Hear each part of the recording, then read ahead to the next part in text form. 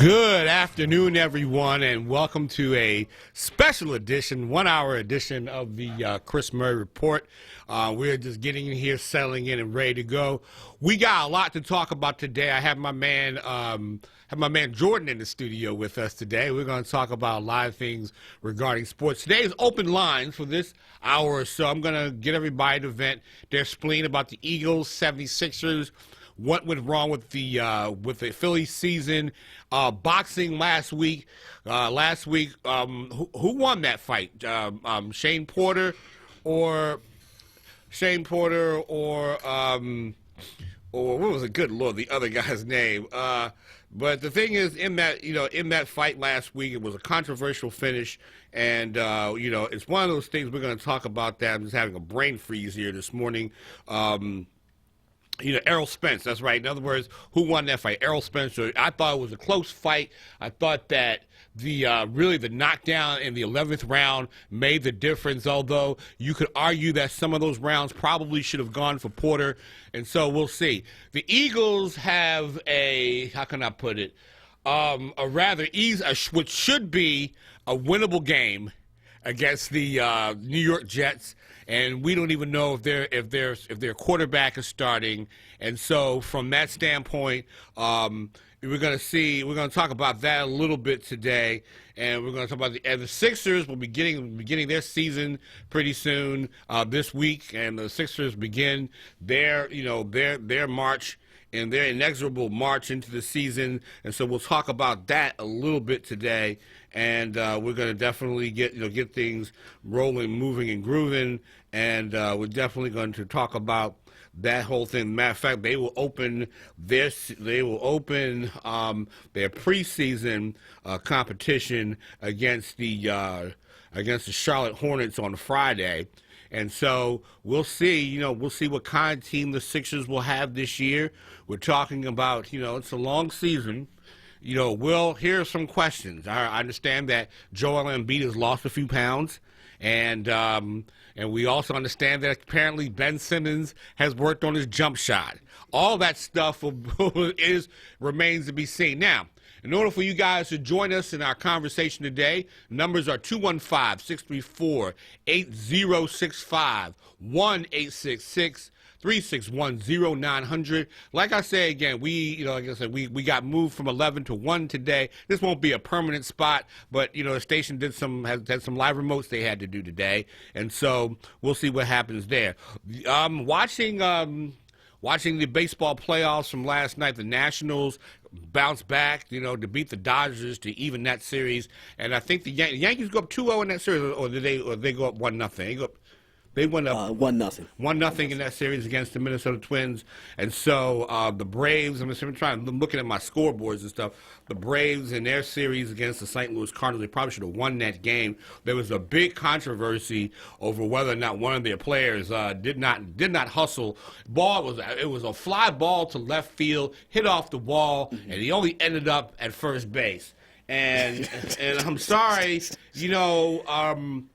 think it was Freddie Freeman who got on his teammate for basically not running that ball out. And if that guy were my teammate, if he were my teammate, I would have fussed him out as well. I would have felt the same way too. I've been like, you could have gotten second. Yeah, you could have got the second base. And and then the game ended 7-6. That cost him a run. Exactly. Yeah. And then, as a matter of fact, and the same guy, I'll pull his name up in a minute. That same guy it was a double play. He got doubled off the second on a line drive. Wasn't paying attention. And as far as I'm concerned, you gotta play. You still have to play the game right. Right. You still gotta play. You still have to play baseball, and like I said, you still have to play the game right. And when guys aren't hustling, when guys don't do what they're supposed to do, the team is going to get on you. Exactly. And as far Ronald, and it's like I say, Ronald Acuna Jr. Ronald Acuna hit a home run in the game. Mm-hmm. And so he hits the ball, and like I said, he hits the ball way out to left field. Ball bounces off the wall. In that situation, second base. If you're not on second base, then you're either slow or you're running to first base with a keg of beer and a hamburger, or a bottle of beer and a hamburger. You gotta be fast. You gotta get to that base. And this team, Freddie Freeman got on him about that. And he was basically saying, "Look, son, you got to." But he's done that during the regular season. You can't do that at any time. And I still remember now, if he had played, back in the '70s with guys like Frank Robinson and Don Baylor for the Orioles back in the '70s, they had a thing called the Orioles had back in the day had this thing called Kangaroo Court, and Frank Robinson would get a mop and put it in like a judge. he would put a mop top over his head and say, "Son, you got to hustle." And the thing is, and even here, I remember Jimmy Rollins in the game against the Cincinnati Reds back in '08. Didn't hustle to play out, and Charlie Manuel benched him. And Jimmy knew he was wrong. And the thing is that you got to hustle. You got to hustle even if it's like a routine ground ball, because you never know that somebody could think it could be an error. It could be anything, That's right. and you could end up a second or third, and you may have prolonged an inning with that. Because this is the majors, guys will mess up. So from that standpoint, you got to hustle. And speaking of hustle, like I said, the Eagles have a big game this week. Even though it's the New York Jets, they should win the game. But as the Eagles, like I said, they should have beat the Detroit Lions this year. Jordan, am I right? I'm saying the same thing too. They should have beat the. I'm saying the same thing. Detroit Lions. Yeah, after that blocked field goal, you had that opportunity. Yeah. And then he just let it slip away like that. Yeah, and so from that standpoint, like I said, Arthega Whitehead drops an easy pass in the end zone. But they came back 4 days later. They showed a very balanced attack against the Green Bay Packers. They showed a very balanced attack. They basically ran the ball well. I think they ran for 176 yards, and Jordan Howard I think ran for 89, and Miles Sanders, good Lord, man, oh man, my brain's Miles Sanders ran for about another 70-something yards. They both were kind of like Mr. Inside, Mr. Outside. For the future, Sanders is going to be probably the better player. I like his breakaway speed. He can break away, but you need Jordan Howard in the fourth quarter. And you need him in that quarter. Now, the Eagles face another dilemma, is that they are banged up in the secondary, and they're missing guys. I think Darby is out with a hamstring. I think Sidney Jones is out too. Yeah. They're out. And so from that standpoint, the Eagles, Jim Schwartz has to basically patchwork this together. Last year, I think Avonte Maddox is also out too. And so last year they patched it up. I still remember in that Saints game where Drew Brees blew them off the field. And so that's going to become a problem for the Eagles moving forward. Mm-hmm. That's going to become a problem from them, as they move forward, and as they start, playing the Dallas Cowboys, the Patriots, and some of these other teams. Yeah. And because a lot of, thing is, a lot of those teams are going to pass the ball. Now, tomorrow's a big game. The Eagles have to go to 3-2 because the Cowboys are playing a potentially tough game for them. Although I think Dallas will beat Green Bay in Dallas, but they're without Devontae Adams. So. Devontae Adams, but Aaron Rodgers. I'm about to say George Rodgers. Aaron Rodgers. George Rodgers was a running back with South Carolina back in the day. He was a Heisman Trophy winner. Played with the Redskins, but Aaron Rodgers, played well and can play well enough to beat you. And Aaron Rodgers is, I've liked that the Eagles, even though Packers didn't have much of a running game, but the Eagles basically made Aaron Rodgers into kind of made the Packers rather into a one-dimension team in that situation. So what the Eagles have to do in that situation is just, the Cowboys are going to have to run the football, though they're a little bit banged up in their offensive line too. So if the Cowboys lose this game tomorrow and the Eagles win, then the NFC East is in the log jam. Mm-hmm. And for some reason, and then Daniel Jones with the Giants are starting to believe, but I'm not sold on them as a potential contender yet. No, not really, not yet. They've been playing a lot of scrub teams. One thing that's been surprising though. There's a lot of guys that are surprising me with their play. And one of the guys that's surprising me is Jameis Winston of the Tampa Bay Buccaneers. And I got to say one thing. Out of all the quarterbacks in the league right now that I'm liking, I like Patrick Mahomes, but Russell Wilson is a bad mama shut your mouth. He can play this game. he can certainly play. But the Eagles, if they can, but like I say, this is an opportunity for the Philadelphia Eagles.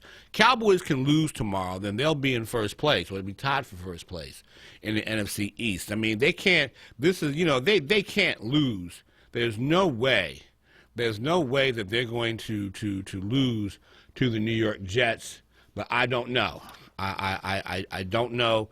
And I really don't see how he can lose to him, honestly. Yeah, the only way they don't lose is if they lollygag on the field tomorrow and decide decide they're going to treat the day like like having too much to eat at a block party. Yeah, as they're known for doing. Yeah, they're known for really doing. known for it, which becomes like a trap game, pretty much.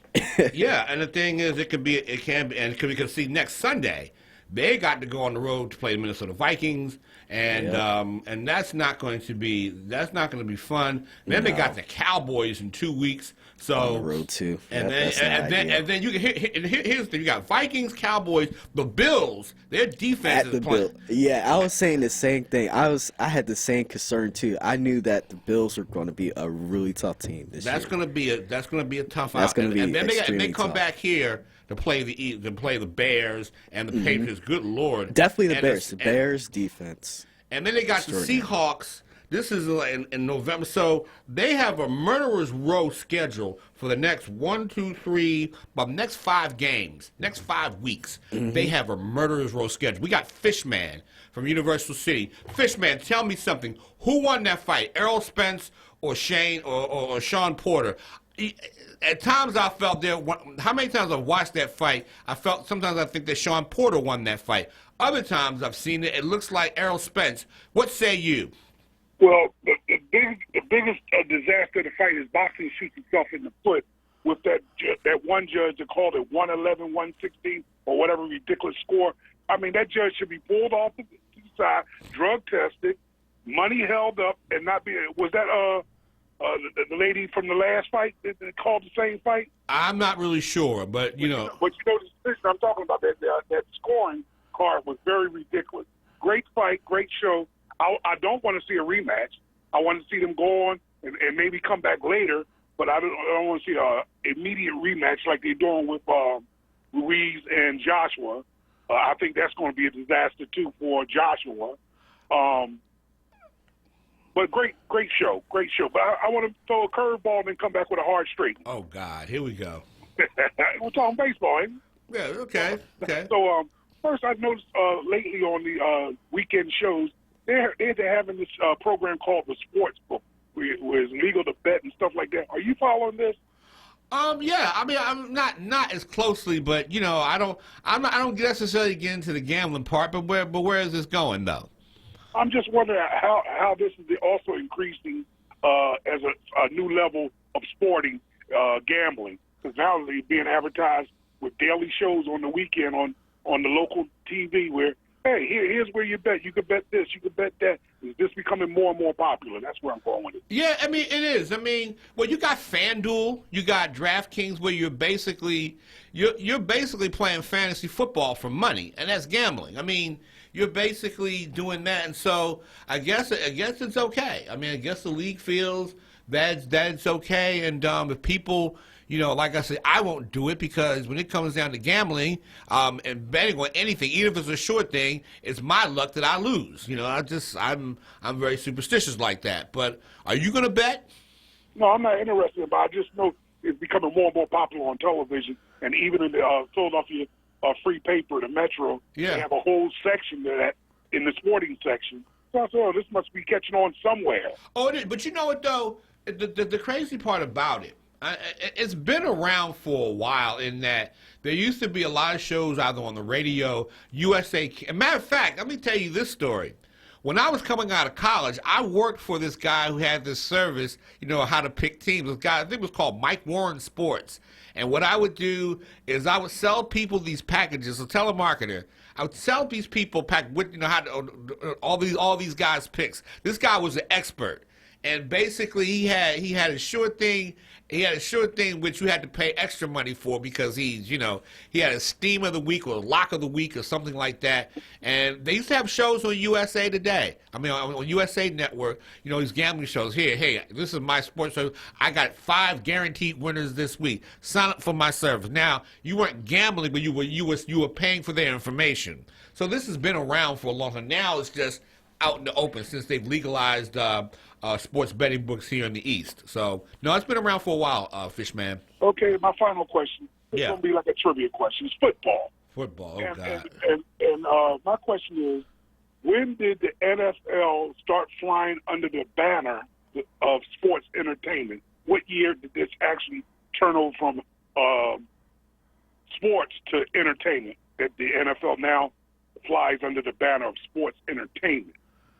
What year did that occur? I would like to say like maybe the late '80s or something, or maybe it's always been entertainment, but it's always been since Pete Rozelle was the commissioner. I mean, the NFL has always been kind of that thing. I mean, they've increased television exponentially, and pretty much it's America's pastime, not baseball. Sorry. Yeah, because they fly under the same banner as the WWE. Right. I want to know the similarity. Because everybody says wrestling is fake.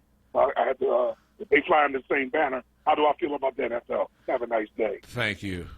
Well, I mean, the thing is, it's always been entertainment. I mean, we'd be lying to ourselves to say it's always been entertainment, but it is what it is, And now, you're betting on the games.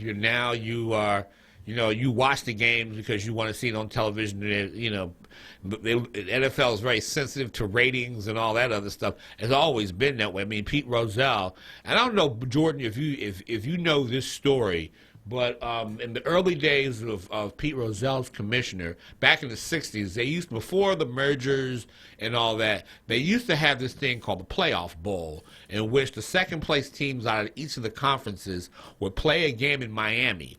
And it was really a meaningless game. Matter of fact, it's not even a part of it's like a bowl game for the NFL. And they would play these games, but it was real. But Pete Rozelle's point was to, market the league and everything, because that's how they got franchises in places like Miami and New Orleans. So, Jordan, we've got to go to break. So you're listening to 96.1 FM, 900 AM, WURD, Black Talk Me. The Chris Murray Report will be right back. Brothers and sisters, don't miss The Source. Weekdays 10 a.m. to 1 p.m. on WURD Radio. WURDradio.com and the WURD Radio app.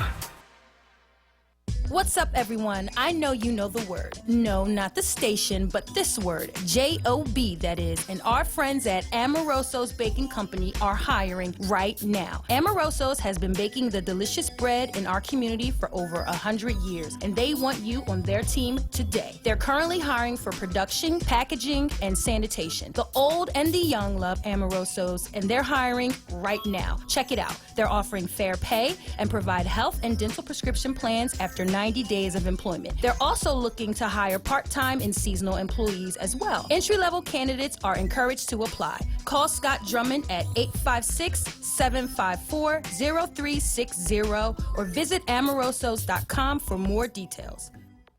Vision loss is not something that you feel until it happens. Most people lose their vision from diseases like macular degeneration and glaucoma, not at birth. 3 million Americans have glaucoma, and half don't even know it. 11 million people in the United States have macular degeneration. So many eye disorders can be treated if caught early.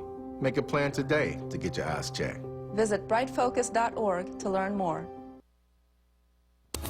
You're listening to WURD Radio, 96.1 FM and 900 AM WURD, independent black media.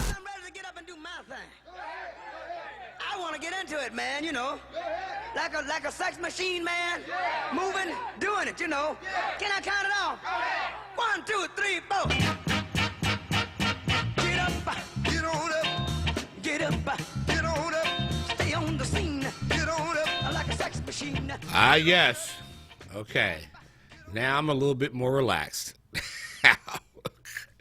Oh boy. Well, okay. Let me do a bit of an update on some of the baseball series, and we're in the division series. First round, the National League and American League division series. Last night, Houston beat the Tampa Bay Rays 6-2. They lead that series 1-0. The Atlanta Braves bounced back from their Game 1 loss and defeated the Cardinals 3-0. That series is tied at a game apiece. The Yankees overwhelmed the Twins 10-4. They're up 1-0 in that series. The Nationals, thanks to the pitching of Strasburg, pretty much pulled pulled that game out to Steven Strasburg. Thanks to his pitching, pitched 6 outstanding innings and basically kept the Dodgers off the board for most of the game. And he had a heck of a game last night. He only allowed 1 earned run, had 10 strikeouts, and no walks. He was just magnificent, and that kind of set the tone for that game. The Nats got a couple of insurance runs late in that game, won that game 4-2. So that series is tied at a game apiece, and they've done it without having Bryce Harper on the team, which, if you look at the Phillies, there has to be some wholesale changes. I'm hoping they'll change the manager, but we'll see. We'll see how everything shakes itself out. Meanwhile, like I said again, the Eagles have their big game tomorrow. 215-634-8065. I'm gonna remind you, if you want to call in, we still got about 32 minutes left. You want to sit and join us and have a little bit of fun with us this afternoon. This abbreviated edition of the Chris Murray Report. If you want to talk about Errol Spence versus Sean Porter last week, a lot of people I saw on Facebook thought that fight was Porter's way because of Porter's style, but Errol Spence was the better. To me, I thought he was the more polished boxer, but I thought Porter, and I like Sean Porter, maybe because I like Sean Porter, that I thought he got his shots in and all that, but it was a split decision, and I think the knockdown made a difference. I mean, he did knock him down. Spence knocked him down, but the thing is, Spence got him with a left that kind of shook him up a little bit, and then he got it up, and he got there, and he didn't stay on the ground. I mean, it was almost like a flash knockdown. He got to his knees, but then stood up and kept fighting. So that's interesting. But the real match that people want to see in that division, anybody against Terrence Crawford. No one wants to fight that guy. And no one wants to fight. I mean, that's Bob. And it's because I guess Al Heyman and Bob Arum probably will have to sit down and talk about that, in which, the promoters, boxing, as always want to do, boxing has a way of shooting itself in the foot because of the whole promoter thing. So that's boxing, and that's what it does, Let me think. I would like to talk a little bit about the Sixers. They were, I was watching First Take on ESPN the other day, and, people talk about the Sixers. And one of the things that came up, Jordan, as we talk about this, is that the fact that they traded away Jimmy Butler last year. Jimmy Butler and Joel Embiid had developed a friendship. They were, and Jimmy Butler was the one guy, come crunch time last year, that was not afraid to show up and play, even in the midst of Joel Embiid not being in 100% shape. And because that would have made a difference too. Mm-hmm. And I also think that there was a part in Game 4 where the Sixers could have gone up 3-1, and they blew a late lead, and then of course that last second shot that sank them in the end.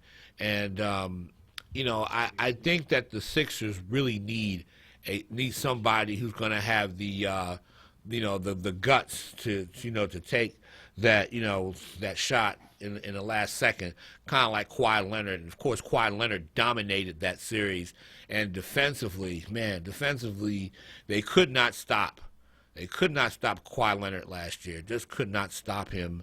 In that late game. So they need to play defense.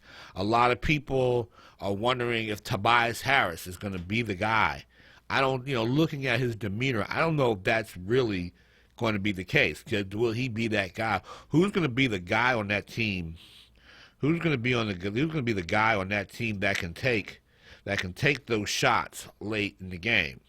Who's going to be the guy on that team that's going to, in the fourth quarter when you need somebody to stick a bucket, or you need somebody, to score a bucket when the game is on the line, and that's what the Sixers are looking for. Who's going to be that guy? Will it be Embiid? Will it be someone like that? Will the big man have to take charge late in the game? Will they have to try to feed it to him? Or who's going to be that swing guy late in the game that's going to hit that bucket?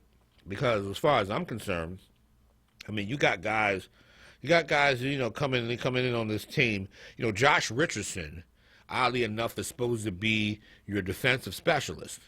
You got a guy who they brought in, who's gonna go around and defend other guys, but supposedly can shoot it a little bit. Okay, you got of course Ben Simmons.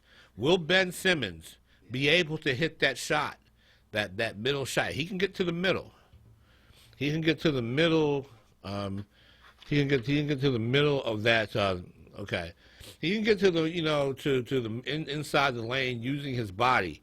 But will he be willing to take, that 15-foot jumper? Will he have the confidence to do that 15 or 20-foot jumper? And I'm not necessarily. Do we need Ben Simmons to hit threes? No. And who's going to be the J.J. Redick of this team? Who's going to be that guy who can hit that long range? Who's that going to be? Is that going to be Zaire Smith? He hasn't shown any. Will he be one of those guys? Is he ready to play? It's good that you have Al Horford, who can pretty much do everything. Yeah. You can. The thing is, but you're not going to rely on Al Horford to make. He'll create spots because he can hit shots. He'll create some space. He'll spell Joel Embiid in those periods, and he can defend. He can defend the rim, and this team needs guys that can defend. And I can't think of anybody on this team. There are guys, like I said again, Josh Richardson is supposedly a defensive specialist, right? Yeah. He's supposed to be your defensive specialist. And I wonder about the depth, the bench. They don't, who's coming off the bench? Mike Scott? Who's going to be that guy?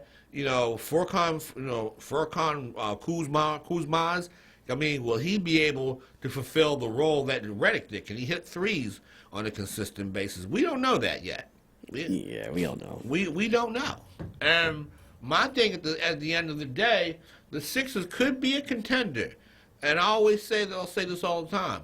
Sixers could be a contender. They're Ben Simmons, a consistent jump shot away from being that contender. Yeah, that's about it. It don't have to be a 3-point shot, but No. it's like you said, just a mid-range. Just a mid-range, just that shot.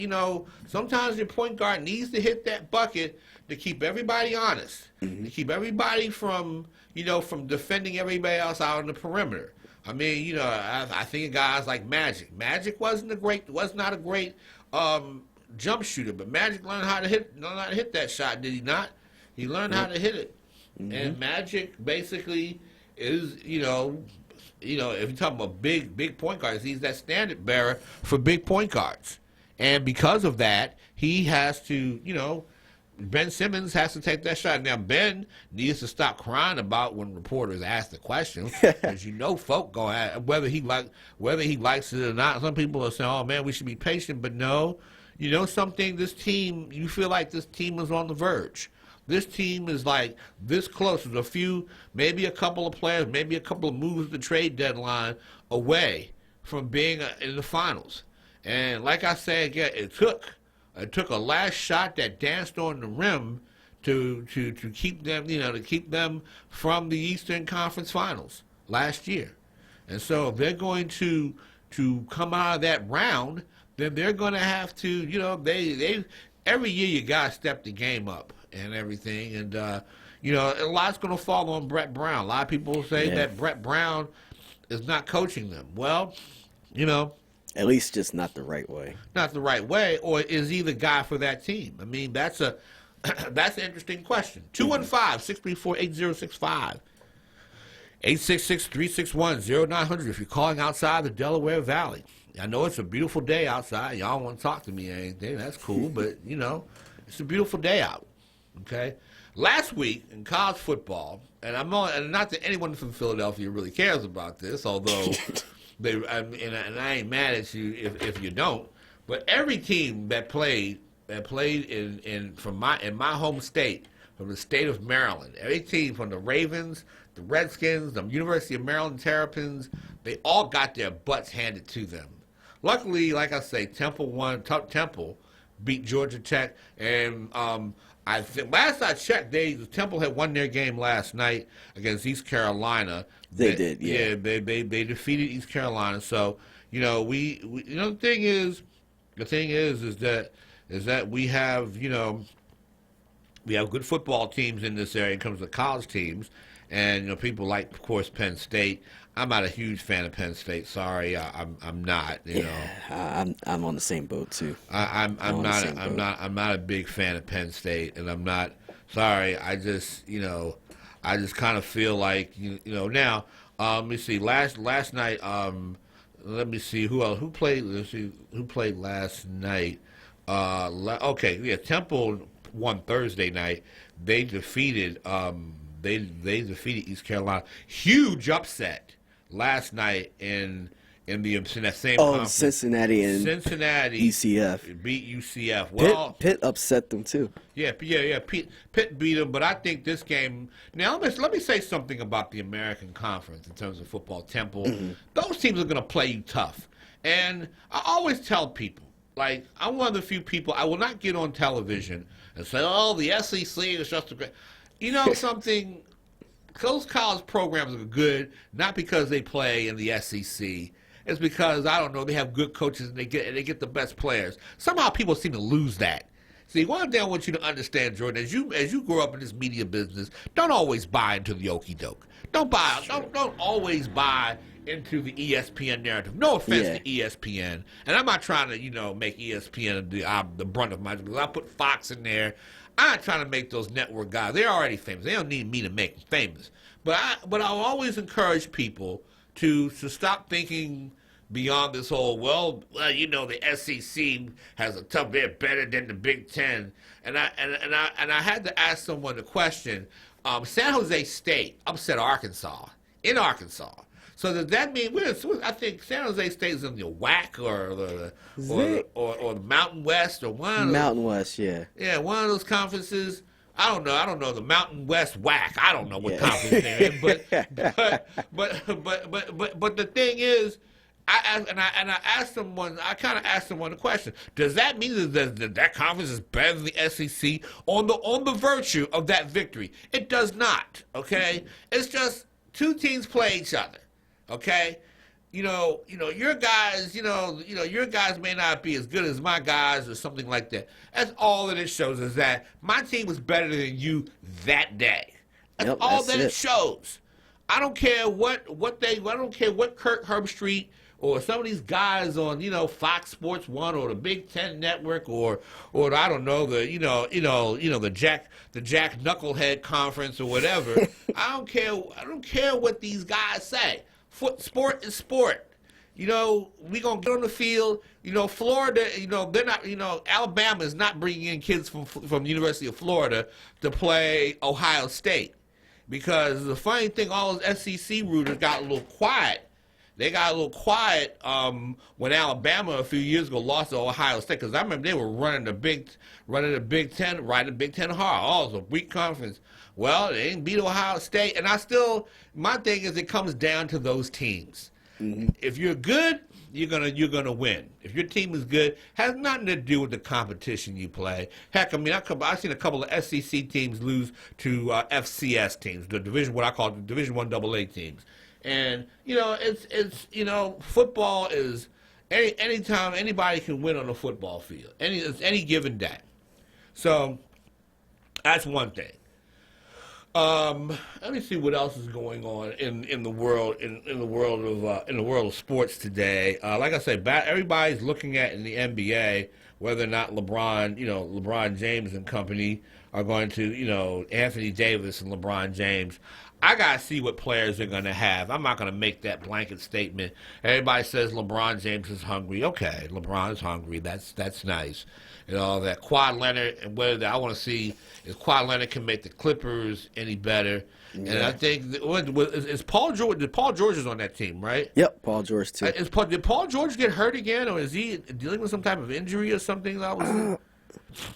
Not that I'm aware of. I'll look that up. I gotta look that up. I'm just saying that we'll see.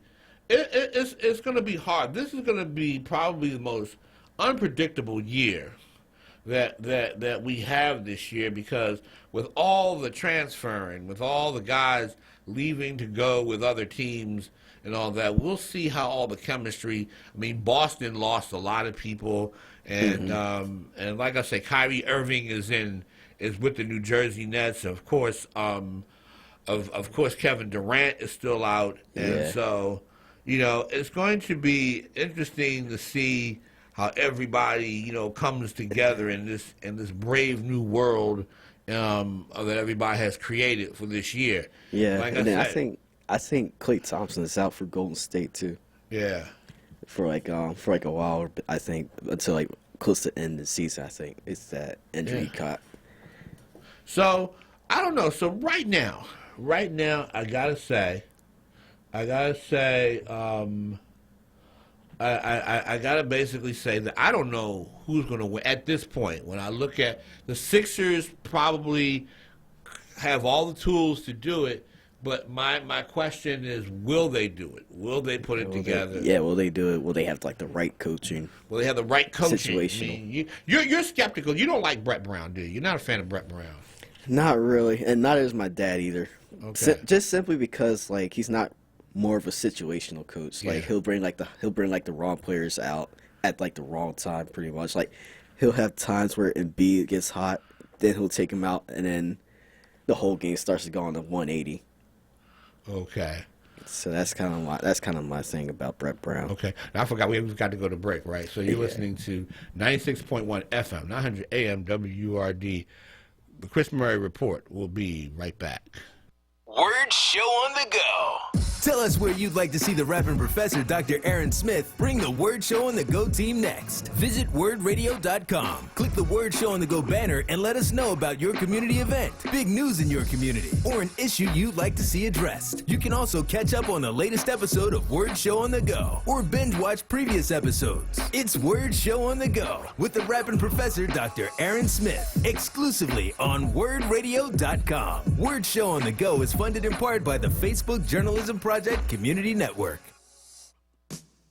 Hi, this is John. Hi, this is Juanita, owners of JD's Auto Body and Painting. We're located at 6300 Wayne Avenue, right there at the intersection of Wayne and Washington Lane. We really like to thank all you Word listeners for the support that you've given our business, and we really hope to see you in the future. JD, tell them about our products and services we have. We have a new state-of-the-art paint shop along with our body shop and detail shop. We can help you with the dents and scratches from the winter season. Come to JD's Auto Body and Painting. Come on out and check us out. We're still honoring that Word 10% discount. Give us a call, 215-848-5949. Again, 215-848-5949. Thanks again for supporting our business. We really appreciate you. See you at JD's Auto Body and Painting. Want the latest in Word swag? Check out the shop tab on wordradio.com. Hoodies, tees, and more in a variety of colors. The shop tab on wordradio.com. Show the world that you're all about black. Talk media. You're listening to Word Radio, 96.1 FM and 900 AM WURD. Independent black media. I feel good. I knew that I would not. I feel good. I knew that I would not. So good, so good. I got you. Wow, I feel nice. A sugar and spice. Yeah, man.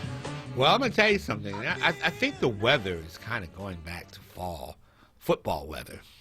It was 90 degrees last week. Oh my God, I can't wear my sweaters, man. You know, I got a lot of cool sweaters. You know, check the sweaters. So anyway, but let me ask people.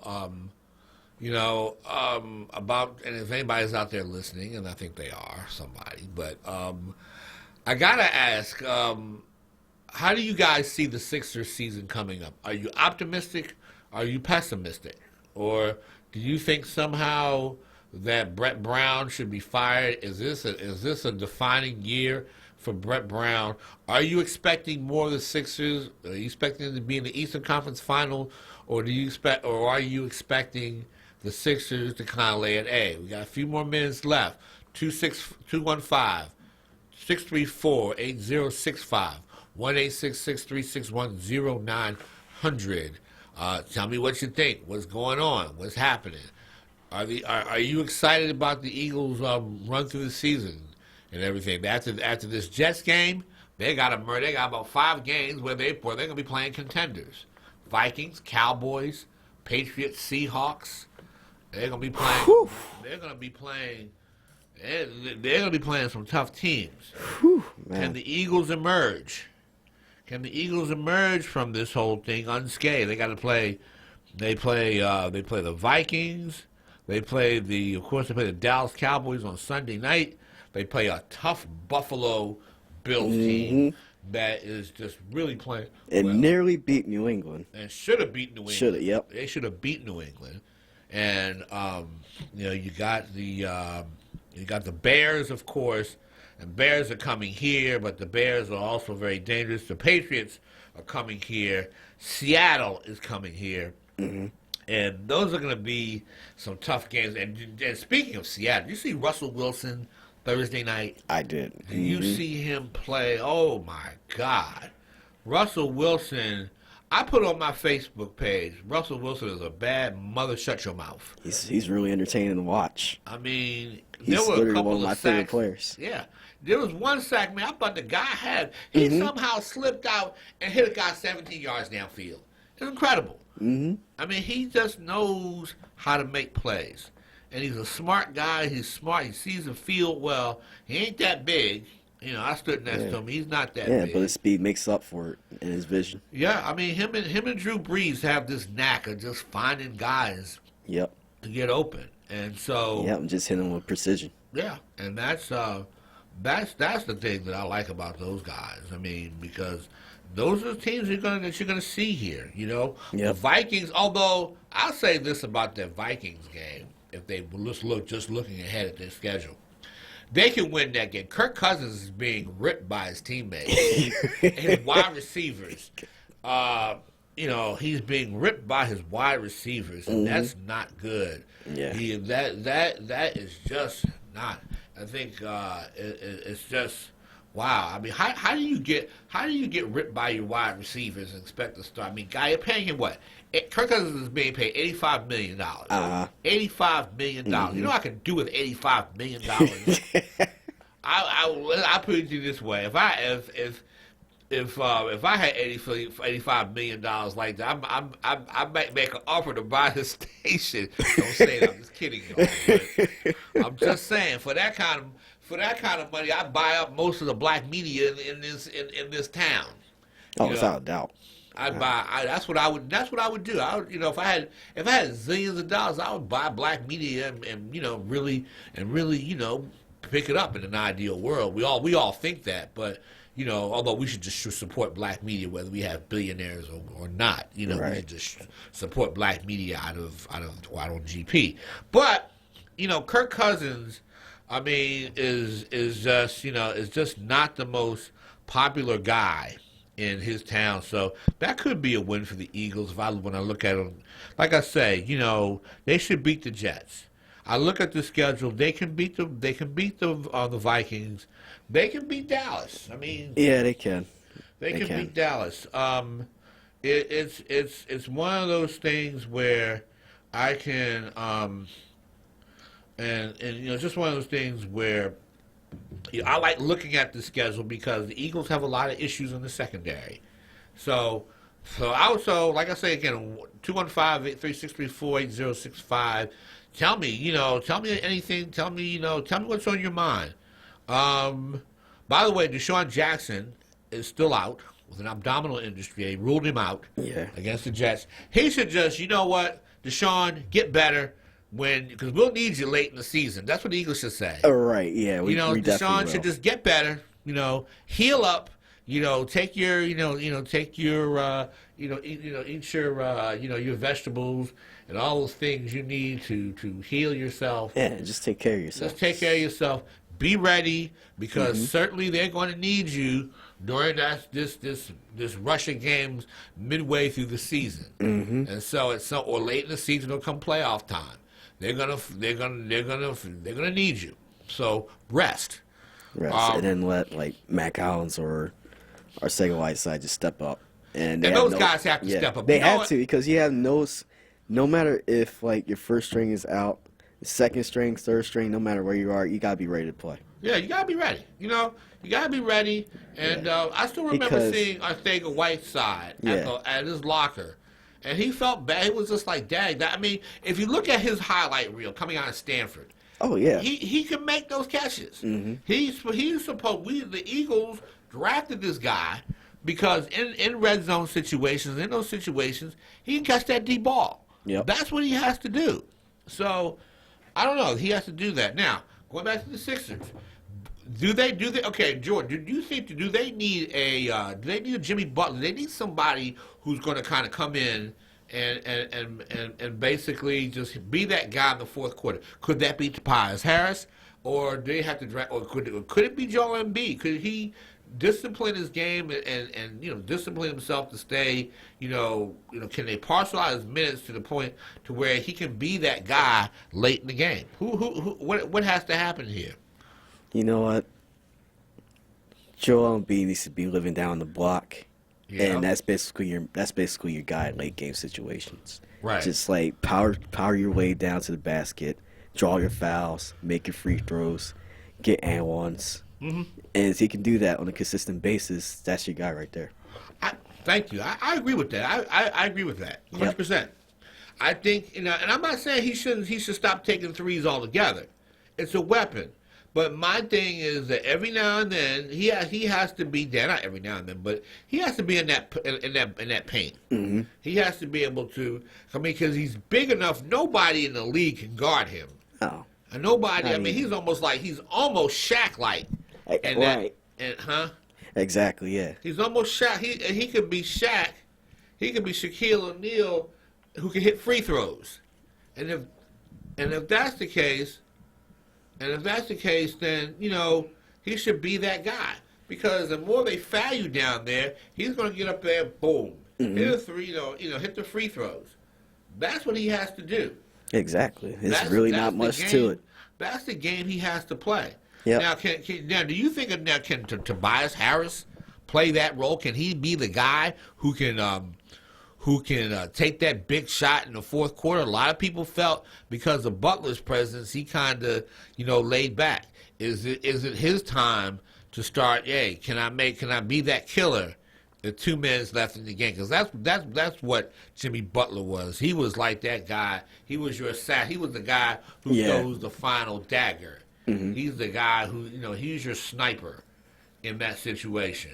Yeah, he's the guy who has to kind of come in and just end this thing late in the game. In other words, the other team has made a run. You're down 3. You're up 3, and then he comes down, either hits a big 3 or hits that big jumper, boom, that makes them go time out. And then, the game is pretty much over. All right. That's what the Sixers need somebody to do. Okay? They need somebody late in that game, or you're up, like I say, you're up 1, and the other teams, and they got their momentum, and he can hit that corner 3, boom, end the momentum, like with the 15 or 10 seconds left, end the game. They need Right, somebody yeah. that's going to basically, put the final dagger. It's like a bullfighter. It puts that last good one. I'm being graphic. Fiction. That last knife into the bull. Once he has gotten to the bull. Although I think that's blatant cruelty to animals, but that's just the thing. But I'm just using it I'm saying it metaphorically. See, English teacher, so I can say that. So saying it metaphorically, the Sixers need an assassin. They need someone who's going to basically say good night. Boston, good morning, good night. Right. They need somebody to do that late in games, and so from that standpoint, as we're about to run out of time, the Sixers are into their preseason schedule. Are you optimistic? Can they make a run? Hopefully we'll be back at our normal time next week. I don't know what we're going to do, but the thing is we'll be back on the Chris Murray Report. You're listening to 96.1 FM, 900 AM WURD, Black Talk Media. Ladies and gentlemen, as I always say in parting, have a great day. Support black media, all forms of black media, whether it's this station, the newspapers, support and support with your dollars too. So have a great day. Never quit.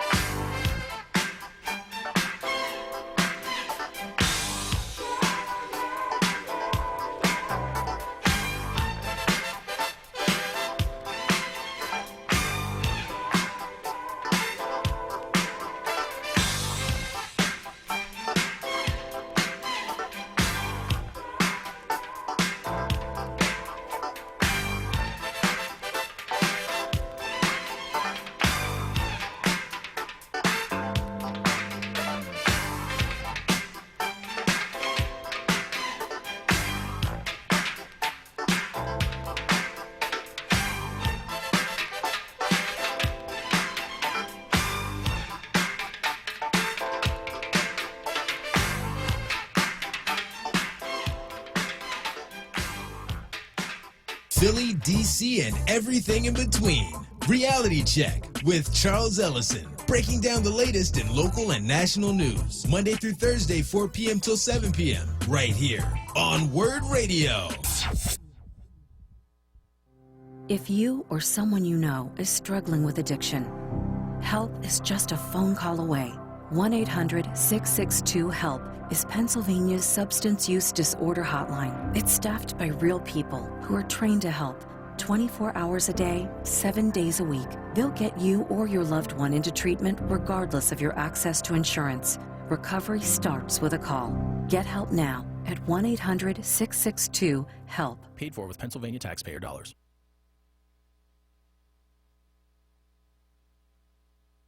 Now, with more clarity, this is Word Radio, 96.1 FM and 900 AM WURD Philadelphia. Streaming live at wordradio.com.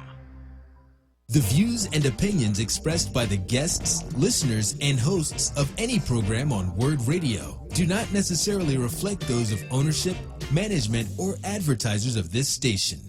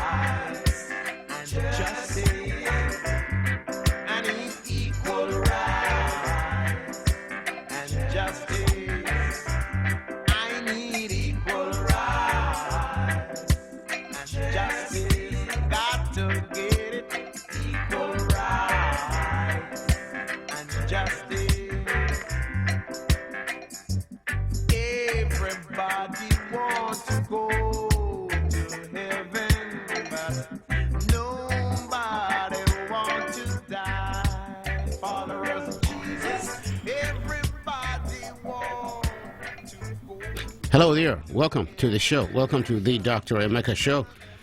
Welcome again. Welcome to the Dr. Emeka Show, the show that educates you, your mind, your soul, in order to liberate you, us, everyone. Welcome again to the show. I'm Dr. Emeka. On today's edition of the show, killing along racial lines. What's going on? We have to visit the situation that occurred recently in Texas. The killing of a black man in his own house by a white police officer, a white female police officer. We cannot not discuss that because this show here is essentially about oppression. The killing along racial lines. The case of the convicted white female cop killer. A white female police officer enters a black man's apartment, kills the black man, and gets 4 years in prison. That's it. You got 10 years, but 10 years means 5 years, out of which she's done 1 year under arrest. That's going to be included in her sentencing. So she comes out in 4 years. And because she's a cop and she's a government agent, they could reduce that 4 years to 2 years and let her out in 2 years. That's the game. So you kill a police officer, you kill a black man in his house, minding his own business, eating his ice cream. You don't call the ambulance right away. Instead, you text your boyfriend. Outrage. Outrage. The case of Amber Geiger, whatever she calls herself, she gets 4 years. That's what it is, folks, because 4 years means she's got 1 year that she did on the arrest. That's going to be included in her sentencing. She got 10 years, out of which 5 years in prison, but then 4 years because she did 1 year under arrest. Folks, she comes out in 4 years. Not only that, she could be of so much good behavior, and because she's a government agent, a cop, she could get 2 years. She could do 2 years and come out. Here's the problem, though, the outrage. The judge allows the brother of the victim to hug the white female cop killer. The judge, the black judge for that matter. A black female judge hugs the convicted cop murderer. And what's the Bible got to do with the intentional murder, by the way? What is this thing about forgiveness? What is this thing about forgiveness when it comes to black people? What's this thing called forgiveness when it comes to black people? Always forgiven and forgiven. What other racial group could forgive such a thing? The white female police officer who killed a black man never admitted responsibility. Don't forget, she never admitted responsibility, not in the trial, not in the sentencing. Okay. She never said, I was wrong. Never admitted responsibility because she wanted the trial, because she said she was in fear of her life. Bothan's brother asks the judge for permission to hug her brother's killer. The judge even hugs the defendant. The judge, the black judge, hugs the defendant. I don't know about Texas law. You saw that hug. Then there's something about the Bible in between these things, about forgiveness in the Bible and all that stuff. Why is it that black people are always forgiving their perpetrators, people who violate their personhood? Why is it? Globally. This is in Africa also, by the way. This is all over the world. Black people always forgiven. And yet you're trampled upon, chastised, stigmatized, violated psychologically, religiously, and physically every day. Resources stolen away, minds taken away, and yet you forgive. You forgive. What other group, what other ethnic, what other group of people in the world would forgive like this? You tell me. I want to hear your voices, because I'm outraged, personally speaking, if you ask me. Ed from Willingboro. Ed, welcome to the show. Yes, my brother. How you doing there? Not good. Yeah. Hey, now, so here's the problem. You could be sitting in your house over there, Ed, and the police officer could walk in and blow your head off and say she was afraid, a white police officer, she was afraid, and she gets 4 years, 2 years out of which. This is outrage for those of us who have sons who are in that age bracket, Right. Now, either his door was ajar. Now, from what I understand, she was like, they would let Dallas police people who lived in an apartment building do the safety officer rather than hiring a security agency or a guard for the building. And she had a set of master keys for that whole building. Now that's one story I heard too. She had a master key to the whole building? His door was ajar, and she went in and she claims that she thought she was in her apartment and that she saw a shadow. I don't believe that. And he sat the bowl of ice cream down and came at her. That's when she fired the shot. So, I mean, it's just unstable, and it doesn't add up to me. It doesn't add up. Yeah, it doesn't add up. Now, you see how unstable she looked. Her mother, and her sister, they looked crazy almost. So you can see the dysfunction there. You know what I mean? But I got to give his mother credit. Allison John, she had a very strong presence, and at least they got a conviction because she was letting them know, hey, this is my child. I'm here. I want to see a conviction.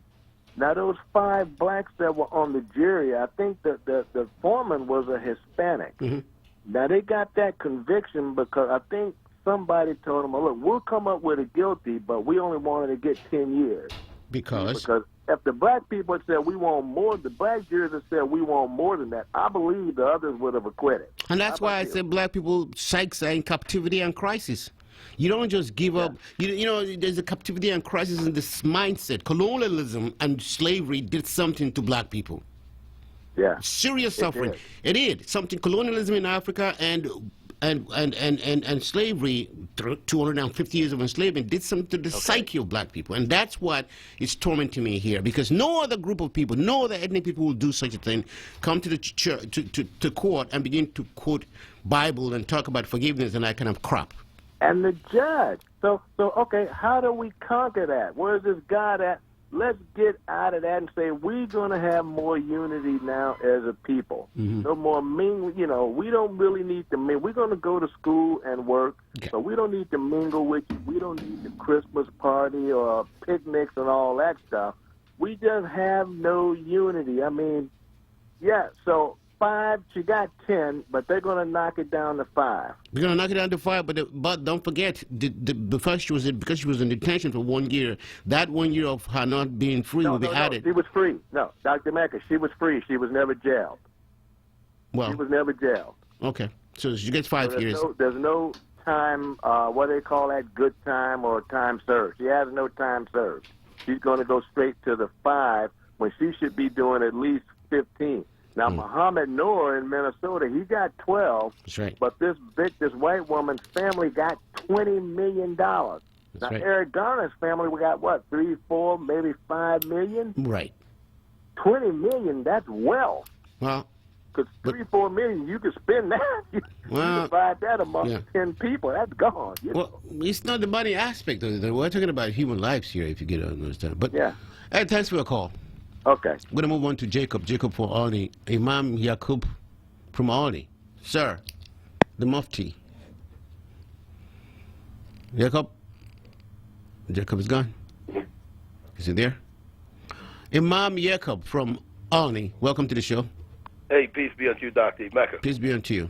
Yeah, you know, I was looking at that whole story last week, and it came to my mind, I wonder how much time the black officer got for shooting that white woman. You remember, I think it was, you remember the black cop, he shot over his partner, right. Shot the girl to death. I don't think he got, I think he got a little more than 5 years. Absolutely. Yeah, but you know what, Dr. Mecca, on the real tip, and I'm looking at everything through the eyes, you know, full disclosure of my religion. And it's not really bad to be number one in being like God. What do you mean? God, the God that I serve, I'm a believer that He is most merciful, most gracious. He forgives. We ask Him for forgiveness sometimes, all of us, right? So I believe that. So of course, my opinion is going to be tainted with that, you know. And the brother, when he hugged that girl, he mentioned, he said, I'm not doing this for my family. I'm not representing my family. This is what I want to do for me, right? And he explained why he did it, right? You know, he comes from the Bible. So, you know, it's a lot of times people say that they're with Jesus and the Bible and everything, but they don't live the life that the Bible teaches. And the Bible surely teaches to forgive, right? It says it. It's with the Lord's Prayer. It's got it all in there. We're talking about the court hearing. You're talking about the Bible. The court is a different scenario altogether. I mean, if he wants to forgiveness, that should not happen in the court of law. Dr. Emeka, yes. Do you think that the court of law that man put together is better than the court of the law that God gives man? It's no comparison. I understand what you're saying. I got a son that's a lawyer, right? Thank God. But congratulations, I'm talking about Christian people now that say they believe in the Word of God, the Bible. In the Bible, God says, "Vengeance is mine," saith the Lord. Now, so we should eliminate the court system then. Your thought process, we should eliminate the court system. Don't worry about court. Let's just do Jesus Christ. If you see that people are being forgiving, didn't God say that He was going to come and make the last the first? We're first in being like God, black people, right? This is what the world has to see. But we can't say it and not do it. I mean, come on, man. You know, I understand both sides of the coin, but we can't have it both ways. We can't say we're about one thing. I get sick and tired of seeing people that say Assalamu alaikum and have on kufis and say I'm a Muslim, but don't live the life of the Prophet Muhammad. In Islam, when they killed the family of Muhammad, right? They ran the Muslims out of Mecca, the ones that was born there, right? They made them refugees, right? When the Prophet Muhammad, peace and blessings be upon him, came back to Mecca, with 10,000 soldiers. He said anybody behind closed doors are safe. So the ones, even the leader of Mecca, said, I know you're going to kill me, Muhammad, for what I done did to you. But Muhammad didn't do that. He didn't take, he said, oh, you know what? From this point, we're going to go from this point. I'm not going to play God like that. I'm going to let y'all be.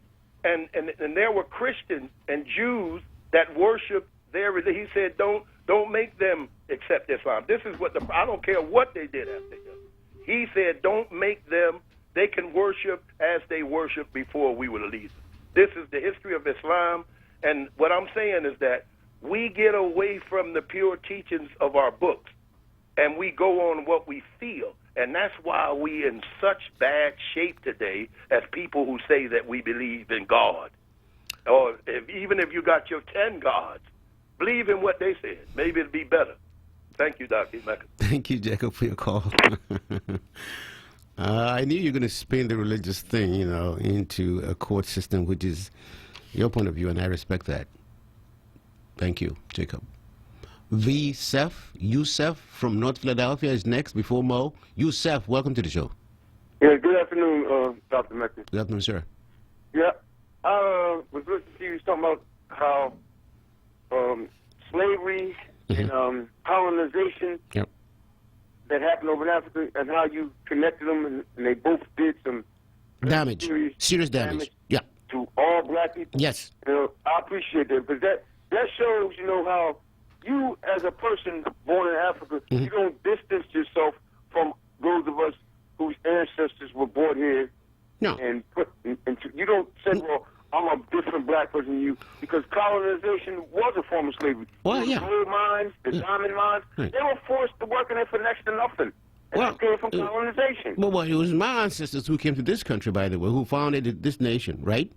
My ancestors came from Africa. There were ships down here to build a nation. Then they had children and children on until your generation. So I don't see how I can kind of separate myself from the people, my people who built this economy. That's what I'm saying. You got people that call in talking that Afro-American stuff and that only those who are descendants of people born to slavery should be the only black people that should be recognized. That don't make no sense. That's Oliver. All over this globe. I look at what they did to the black people in Australia. Yep. The Tasmanians, right? Tasmanian, right? I look at all of us. I don't distance myself from somebody because their situation might not have been exactly the same as mine. They all were put through something that we should have known of us should have been put through. Okay? Yeah. Even the black people that was over in America, because there were people over here with darker skin than the people in Africa. Absolutely. Bush your hair. It was already over here. What do you think about this killing there, this white woman, police officer killing this black man? What do you think? Well, I can't pass judgment because I wasn't there, and I don't pass judgment on anybody because I don't want anybody passing judgment on me. But okay, if she did it intentionally, she'll reap what she sowed. Simple as that.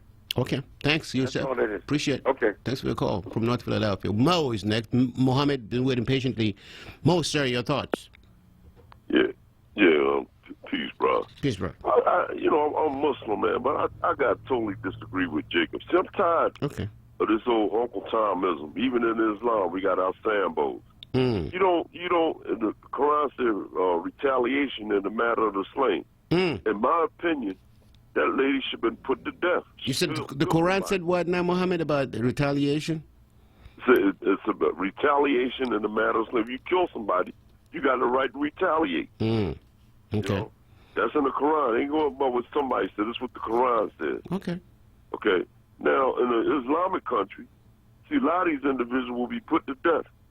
Brother told me one of his friends went to Africa, was in Kemet, Egypt. Yeah. And he was after Juma. He knows they put this big rubber mat on the floor. He's thinking they're going to have a big feast there. And they brought these two men out. And these two men was guilty of raping a child. And they chopped their heads off in the mosque. He said he never saw so much blood before in his life. See, that's justice. And if I had the way, I would fly down there and give her the lethal injection. I'd be first in line to give it to her. You will? She deserved death. And like far as that boy, I'm calling Speezer, he's stupid. See, a lot of times religion, it breeds ignorance. Yeah. It breeds ignorance. And he's a good example of that. And I know that a lot of people from the Caribbean, they got Uncle Tomism, Samboism, Aunt Jemima-ism down to a science. You know, and I could never forgive that woman for what she did to that brother. Do you think there's more to it than that? But she murdered him. But this was a black judge, Mo, and then gave her only 5 years. You know what that reminded me of? Eric Gardner. Yeah, okay. A lot of people don't know. When Eric Gardner was screaming, "I can't breathe," it was a black female sergeant. She was in charge of the scene. She could have stopped that little devil from choking that brother to death. She didn't.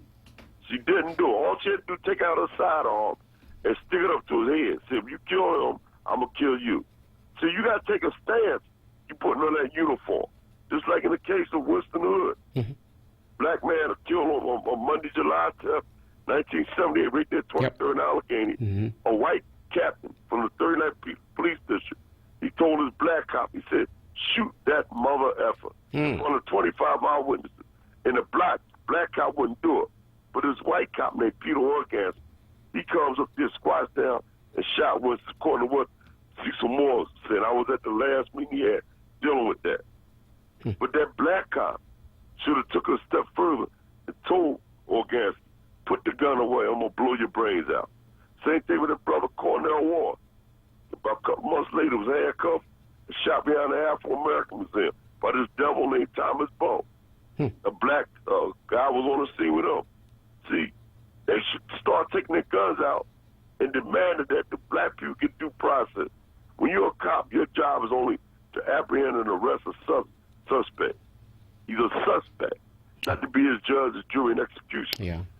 And this stuff has got to stop. But see, one thing you have to realize, that Bible had conquered more people than an atomic bomb.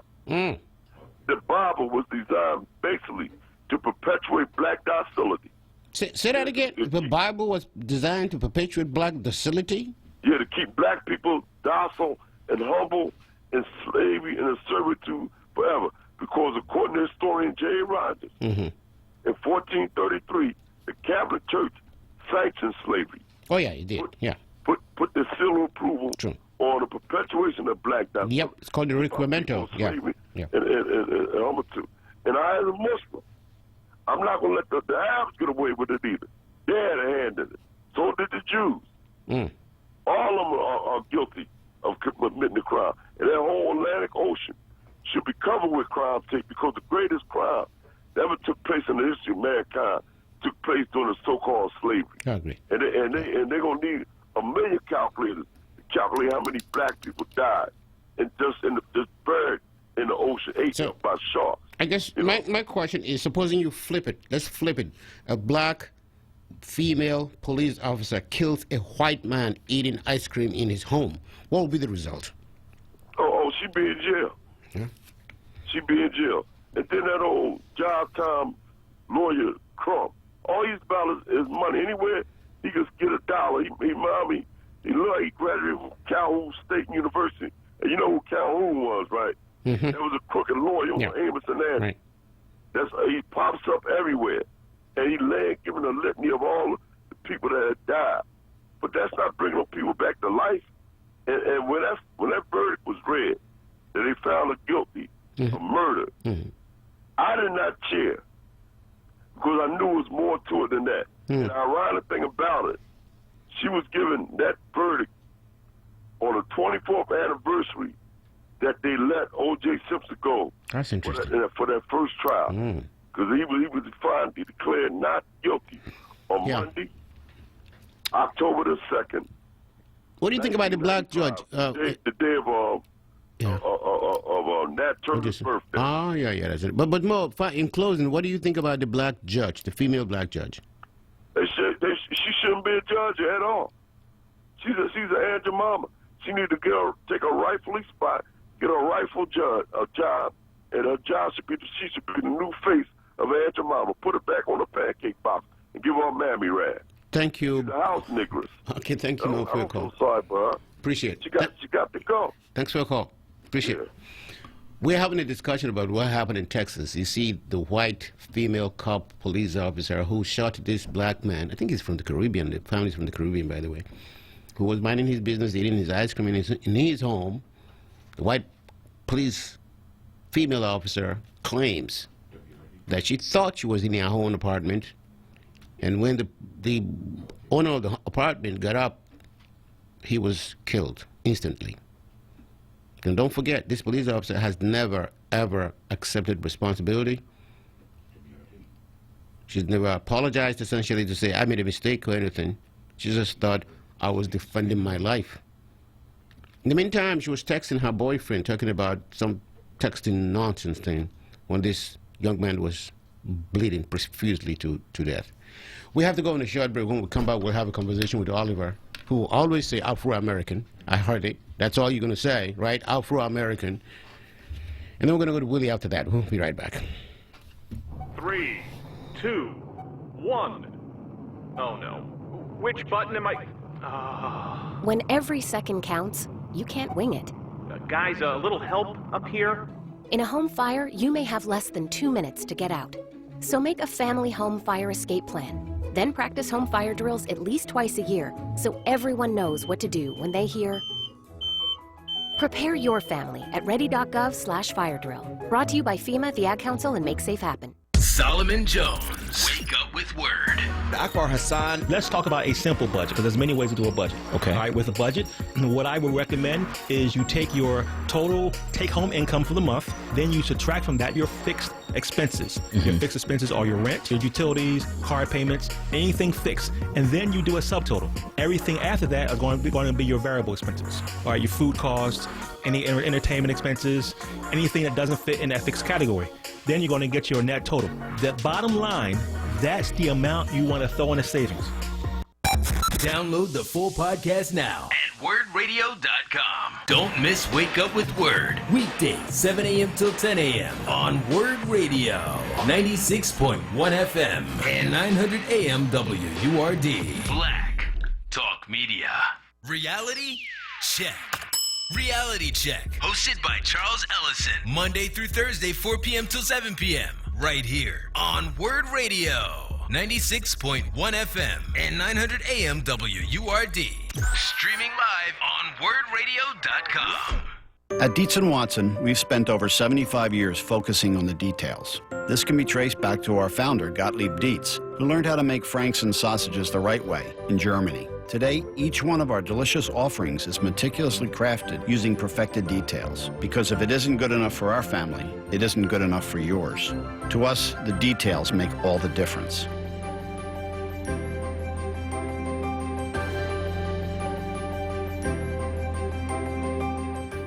Oak Street Health and Caregivers America invite you to attend CEFN's inaugural Senior Harvest Ball on Friday, October 25th from 11 a.m. to 3 p.m. at the Hilton Hotel, 4200 City Ave. For ticket information, contact Sherry Hill at 215-858-4957. Hey, Pico customers, how would you like to save energy and money and get $75 for that old working fridge or freezer in your garage or basement? Well, Pico makes it easy for you. They'll come to your home, pick it up, dispose of it responsibly, and give you $75. That's right, $75. Just schedule your pickup at pico.com/recycling or call 1-888-5-PICO-SAVE today. That's pico.com/recycling or call 1-888-5-PICO-SAVE. My mom is stronger than anyone I've ever known. Growing up when life got hard, her strength helped pull us through. Even after her heart failure diagnosis, she remains stronger than ever.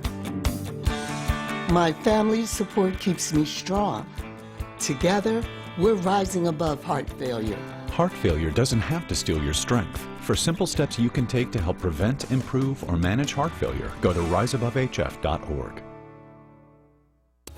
You're listening to Word Radio, 96.1 FM and 900 AM WURD, independent black media. We're back. It's a discussion about the Texas situation. You know, the thing about forgiveness, you know, the person who is asking for forgiveness, the person who's to be forgiven has to ask for forgiveness. And then the forgiveness will make some sense. You got to accept responsibility that you were wrong completely. This woman never admitted that she was wrong. She was saying, I was trying to defend my life because I was in fear of her life. She never ever said, I made a mistake, a terrible mistake in shooting this person. It was my fault completely. I accept responsibility. That's where forgiveness then becomes a problem. Because forgiveness has to go two ways. The person who is wrong has to say, I'm wrong, I'm responsible, I goofed, and I'm sorry. That white female police officer never said she was sorry that she was wrong. She never accepted responsibility. And so how can you forgive somebody who does not accept responsibility for his or her wrong? And that's the argument here. We got Oliver. Oliver from North Philadelphia. Welcome to the show. Oliver still there or is she gone? Hello, Oliver. Incident over in Texas, I agree with what you were talking about with the lady. She didn't apologize. She didn't say she was sorry or anything else. But one of my questions was, as far as the judge is concerned, and the lady, a guard who was striking her hair. Right. Now, we know that the fellow who got killed and his brother was from the Caribbean island. You were? Yeah, from the Barbados or something like that. So right. I asked someone one time on the radio, I said, well, what was the judge and the sheriff's background? They said, oh, they was black. I said, well, I know they was black, but what was their background? The other one was Caribbean. But one of the reasons I called in also, Dr. Mecca, a little earlier I heard somebody mention my name about the African people. I ain't never, the Afro-American, they never tried to disregard stuff with the African people. All I always say is we first all have to get it right for who we are here in America. And then those of us who are Afro-Americans, if we choose to follow our bloodline around the world, go ahead and do it. And you claim, you said you see my flag, the Afro-American flag. I'm the only one got the continent of Africa in it. The other red, black, and green flags don't have the continent of Africa in it. They just red, black, and green. My logo with the American flag and the Liberty Bell and the red, black, and green had the continent right in the middle of the Afro-American flag. So you can never say that I'm trying to deny them anything. That's right. It's right there in the middle. You're right. All I'm saying is that there are people who are the descendants of enslaved Africans born here have to get it right here first before we do anything for anybody. And once we get it right for ourselves, those of us who choose to follow our bloodline to Jamaica, anywhere else, Africa, go ahead and do it. Knock yourself out. But when you come back here to America, you come back to the Afro-American people, not the black people, to your own people, not what color we are, who we are, why they don't understand that. The question... About the Mexicans, you don't speak about their color. You got the Cubans, you don't speak about their color. You say who they are. Well, Oliver, let me ask you a question. Who we are. Let me ask you a question, Oliver. When the white police female officer shot both the black guy, do you think the police officer was thinking of him as Afro-American or African-American or anything other than being black? No, she had probably had a personal reason for busting the cabinet. No, the police officer was looking at the black man, period. Yeah, I know he was. Okay, there was no distinction there between whether he's Afro-American or either African-American or Caribbean-American. This is a black man, period. He was thinking about the same thing he would think about you. She would think about you. It could have been a white guy, and she might have busted the cap in him. Who knows? No, well, saying black men in this culture are a threat to police officers. You know that. I mean, there's all these cop killings of black men. I'm saying at the time the woman shot this guy, she did not discriminate that, oh, maybe he's Caribbean, or he probably is African. She just saw a black man like you and me. And that's where the idea of separation that you ask for all the time becomes a problem, because when I see you, I don't see you as an Afro-American at all. I see you as an African person, period. Well, when I see you, most of the time I can tell. Most of the time. Well, I don't know. Most of the time. Okay. That's most of the time. When Afro-Americans come to Africa to teach, I don't see a difference in them. I see them as black people. What I'm saying is that it depends on where you're coming from. And I understand what you're saying in terms of distinctions. I agree with you completely. The cultural piece and all that. It's colonialism in Africa, that was slavery in this country. Those are two serious differences. But when you make such a clear-cut distinction, it becomes problematic, because when people see you, they don't see you as Afro-American. They see you as a black man. Same thing with me. Well, I want to change that. I want to change that. That's going to be. They're going to. That's right. That's what I'm working on, trying to change for our children. Not what color we are, who we are. Yeah. And I think they're going to come with a different. Color is everything. You know, color is everything. Huh? It is. Yeah, well. Thank you for your call, Oliver. God bless you. Yes, sir. I take care now. I think I know where Oliver is coming from. Makes a lot of sense. I agree with him. But don't confuse this with the issue of the commonalities we have. We have Willie from Wyncote. Wyncote, is that right? Willie from Wyncote. No, this is Waleed from Wyncote. Waleed, forgive me, from Wyncote. It's the handwriting here. My apologies. That's all right. How you doing today, Mr. I am not that happy because of what happened in Texas. And my daughter is an attorney, and she lives in California, and she's not happy with the sentencing either. Well, I want to give you the greetings to Assalamu Alaikum. And in the book of the Christian's book, the 3rd chapter of the Ecclesiastes, it tells you it's a time for everything. Yeah, I agree. And also says a time for war, and it's a time to kill. Okay? This woman killed that brother. She did, intentionally. Yeah, intentionally. Yeah. That was war. Okay. I can't see myself. I agree totally with Brother Mo. Okay. I can't feel nothing for this Caucasian woman. She killed him, she deliberately, and she made up a story, and I believe it's the story that he gave is false. She can't help herself. She told me he's on the couch. Who knows what's in her mind? I mean, how you gonna go to another house and you know what your house look like, even the furniture, or the floor, or something, a couch, or something. It's got to be something. I said, this is not my apartment. You know, there's something. Absolutely, this girl is a murderer. She should stay in jail for 1,000 years. But she got 10 years. 1,000 years. That means 5 years. Well, what about the black judge? What do you think? Well, I feel sorry for that young lady, you know. What do you mean, so sorry for the young lady? The reason why, because I think it's more political in her part. To try to show that she has some compassion because this girl was crying. And what the hell you got to do when she was raped when she was 6 years old? What they got to do with killing him? Exactly. You understand? And also, he can't talk for himself now. He's gone. So therefore, you know, and everybody saying, being pitiful with this woman. I don't have no sympathy for her. She got the badge, she got the gun, she got the administration behind her. She got a white color, whiteness. Everything. She got everything going for her. She's Caucasian with the protection for the collection. You understand? And this woman is guilty as sin. And she's a Christian, she should read that chapter. You know what I mean? And all the other Christians who go by forgiveness. What about that? Said to kill and to go to war. No passion. We got to stand up for our women and our children. I don't know why it is that when it comes to black people, this idea of forgiveness pops up. I don't know. All the time. We're always on our knees. You know what I mean? Praying. Forgive us. Forgiveness. I forgive you. I forgive you. They don't forgive us. They don't care. They don't care. Every time they see you, they don't care.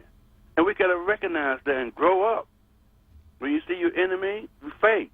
And what the Bible tells you to do, go to war. What do you got to do? Kill. You know, some people will say that's the Old Testament. Well, you know what? I don't understand that.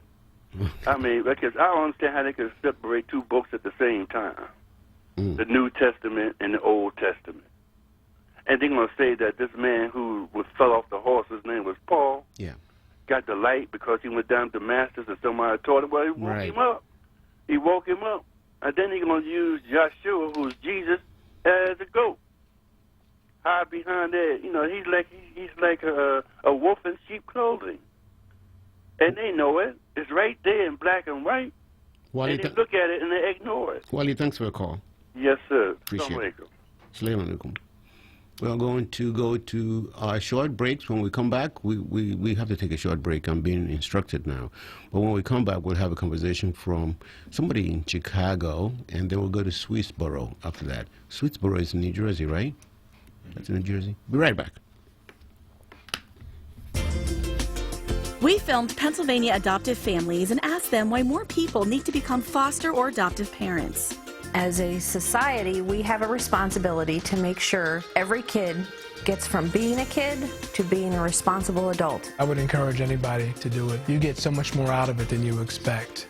Visit adoptpakids.org to watch the video, meet the kids, and learn how you can become a foster or adoptive parent. Paid for with Pennsylvania taxpayer dollars. This is the story of a very special woman. Just a few knew about her superpowers. In a matter of seconds, she turned herself into a great mathematician. She masqueraded as a regular person at work, but as a superhero at home. Everyone knows her as Gabriella. I still call her Mom. Your hero needs you now, and AARP is here to help. Find the care guides you need to help, complete with tips and resources at aarp.org/caregiving. Brought to you by AARP and the Ad Council. Support independent black media and join the Forward movement now at 215-425-7875 or visit wordradio.com. A routine is a good thing to have. And sometimes a routine is a good thing to break. Take a break and start your morning at McDonald's with a hot and savory breakfast. For a limited time, get our new Chicken McGriddles or a tasty Sausage McGriddles for only $2 each. Because if you don't deserve a morning that's a little easier and a lot tastier, who does? Price and participation may vary, cannot be combined with any other offer or combo meal. Tune in this Sunday at 5 p.m. for an educational show titled Schoolin', with information to help you navigate the sea of educational choice in Philadelphia, with your host, Dave Hardy.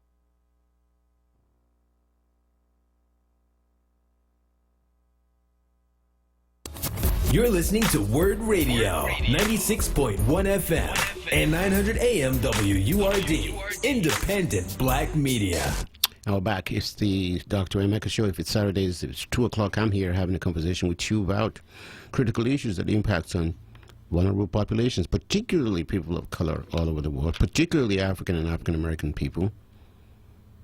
Our discussion today centers on the cross-racial killing, the white female police officer who killed a young black man who was minding his business, eating ice cream in his apartment.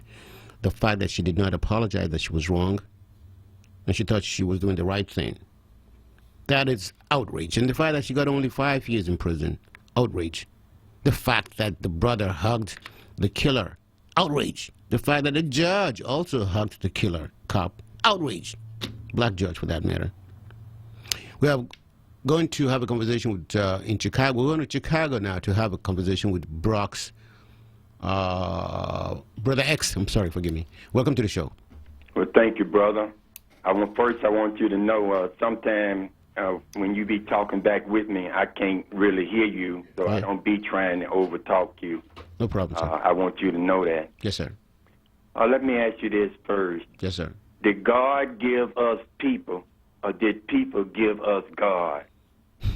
That's a theological question. How do you want me to answer that question? I don't know. I mean, we were born in a world where there are human beings. I think God gave us people, or people gave us God. It depends on how you look at it. But I don't know where you're headed to. No, I mean, how you look at it? Well, I was born and I live in this world. So when you say God giving us people, it depends. It depends on your own theology of myth of creation. Among my people, the Igbo people of Nigeria, let me tell you about that. Before Christianity came, God made human beings. Okay, so that's how you look at it. And made females and made males, and they're supposed to procreate. That's my mythology. That's my myth of creation, how this world came to be among my tribe, my people back home in the continent they call Africa, the country they call Nigeria. That's how it is. That's my explanation. Oh, okay. All right. It was said many, many moons ago, God sends us the meat. The devil sends us the cooks. And the devil is cooking. All right. You know, God. Where did you get that from? Where did you get, Brother X? Where did you get this from? Where I get it from? Yeah. Oh, I heard it long ago. Okay, you know, sometimes, are they factual or are they fiction? Oh, well, that's a fact. If God put us here, we the meat, and people being killed by these psychopaths all over the world. They've been doing it for 3,000 years, so they must be the cooks. Well, I don't know, because we also kill ourselves. We killed 1 million people, Hutsis and Tutsis killed themselves. 1 million of them got hacked to death. Yeah. In my own culture, when I was a kid, over 800,000 of my people were murdered and macheted and killed and maimed to death. I saw that. I understand that. Okay. I guarantee you, most of it started out with white supremacy behind it. Okay. They was behind the curtain. Now, God must have been on a coffee break when Dylan Roof went into that church on Wednesday night. And then we asked for forgiveness, too. We forgave him. No, some of us forgave him. But God must have been on a coffee break to let them 9 people be assassinated by this psychopath. Mm-hmm. And he left one old lady alive. He said, I'm leaving you alive because I want you to go and tell the story. them what I did here. Yeah. And they forgave Dylan Roof. And Dylan Roof didn't even ask for forgiveness. That's right. And Dylan Roof said, let me out of here, and I would do it again. Yep. Now, the so-called Jews. No, don't say that on the radio. Okay, I mean, if you want to talk about Jewish people... Different people call themselves Jews. That's why I said that. Don't forget, Judaism is... there are all kinds of cultures and backgrounds from Falasha Jews. There are all kinds of Jewish people. So right. The word so-called is inappropriate. So move on. Go on then. The Jews, they are hunting down Nazis who are 90 and 100 years old today. Yeah, because they committed atrocities. Right. What's wrong with that? They never forget. They never forgive. No. The great white father never forget. He never forgive. There were slaves who, when the slave master, Malcolm X said, when the slave master house caught on fire, there were slaves praying for a wind. So you're saying that to say what? Slaves praying for rain. So X, you're saying this to say what? Conclude. We always had people who eat from the trough of religion and forgiveness. And it's no different today. Okay. Now, this is a closing mark, and people better pay attention to this. We are in a white supremacy country. They run earth and space. They are creating an atmosphere for us to be exterminated. This woman planned that out all the way. She assassinated that brother. Texas is one of the most racist states in these United States, even though the whole country is white supremacy. Texas is one of the most racist. Okay. Boy drove the black boy behind the pickup truck till his body tore apart. They said they put that boy to death. Yeah. I don't believe it. You just had 2 Texas Rangers got a rope around a black boy's neck, and they on horses taking him down the middle of the street. You just had Sandra Bland assassinated in Texas. And this woman can come in this boy apartment and kill him like that and get a slap on the wrist. And the police in Chicago shot Laquan McDonald 16 times, tried to reload. He got a slap on the wrist. These are human rights violations. Okay. We are trying to handle human rights violations in the master civil court. That will never work. Even though the man controlled the UN, Dr. Mecca. Yeah. We should be in the UN telling the world what is happening to us and that we fear for our safety here. Thank you for your call. They're creating an atmosphere for us to be slaughtered. We've got to move on. I got you. Thank you so much, X from Chicago, with such passion. I think there's some substance in what you're saying. I appreciate it, your time.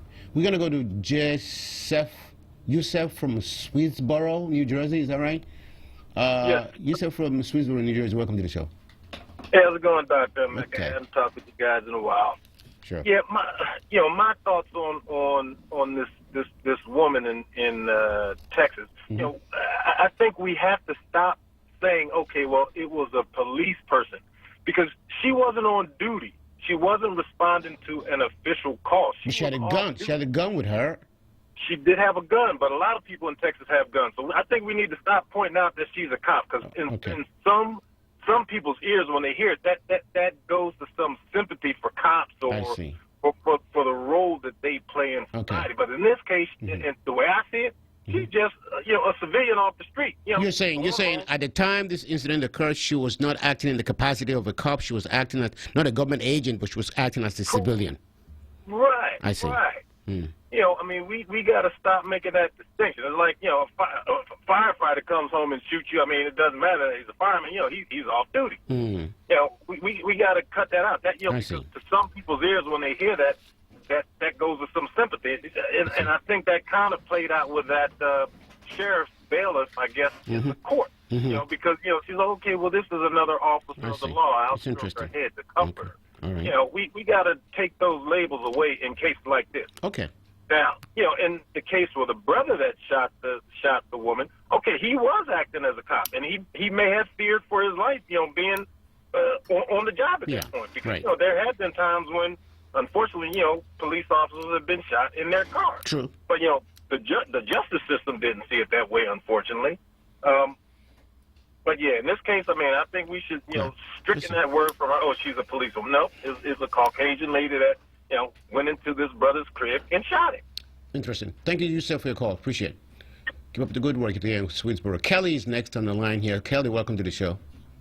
Yes, hello, Dr. Emeka. Hello. Where are you calling from? What happened down south is something that happens all the time, and it's going to keep getting worse.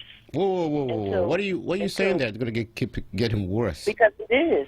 It's I keep hearing story after story after story, and it's not getting better, and nobody's going to make it better. And the black people down there, especially the ones that are in power, have high power jobs like the judge, we don't value, black people in America don't value each other. Not all of them. She's a black judge. Uh-huh. She's a black judge, Judge Kemp. She's a black woman. Went and hugged the woman. Yeah. But what I'm saying is, if you don't value, if that cop was a black woman, she would have fussed her out. And I see it all the time. Black people attack each other for stupid things. But then when it comes to somebody white doing something very harmful to us, we feel compelled to hug them, to try to sit down and dine. Where is that coming from? It's slavery? It comes from being taught, generations. See, the thing is, we have passed the generations of listening to Malcolm X. Nobody wants to listen to him. Oh, no. He's been saying that since the, 50s and 60s about slave mentality to unbreak the chains of being a slave. Stop thinking, get away from how we thinking, want to be nice to a person who sell us from our mothers and all of that. And today we don't do it because all of us are trying to stay safe, and it becomes a part of us. It's not saying, okay, well, I'm going to do it this way to keep my job and stay safe. Right. After a while of teaching your child that this is how you behave towards your own, this is how you behave towards others, it becomes part of your life. Internalized. And the thing is, black people in this country, some of us don't value each other. And if you don't value each other, you don't love each other. True. I agree with that. This is what's going on, So I find more love. I have African friends, and I find more love with the African friends than I do with the African Americans. Interesting. So that's all I have to say. I got to go. Kelly, thanks for your call. I appreciate that. Kelly talks about internalized depression. I think that's a fact. There's something in the psyche of black people in general, captivity and crisis. I'm going to write a paper on that. Black souls and black psyches in captivity and crisis. That's my next paper. We have a last call here. Comes from Harold. Harold lives in North Philadelphia. Harold, welcome to the show. Good afternoon. How are you? I'll make this fast. Good afternoon, sir. Years ago, we had a caller. His name was Reverend Floyd. Reverend Floyd? Yes. I'm going back 40, 50 years ago. Okay. He used to call himself a Committee of One. Committee of One. Okay. Committee of One. Uh-huh. Brother Jacob is a Committee of One. I ain't never heard. The man must be losing his mind. How? He's not losing his mind. Wait a minute. Give me a chance to talk. That boy just wanted to hug that white woman. Yeah. He must be out of his mind. What I agree with Brother Mo. Everything I want to say has been oversaid already. He just wanted to hug that white woman in Texas, too.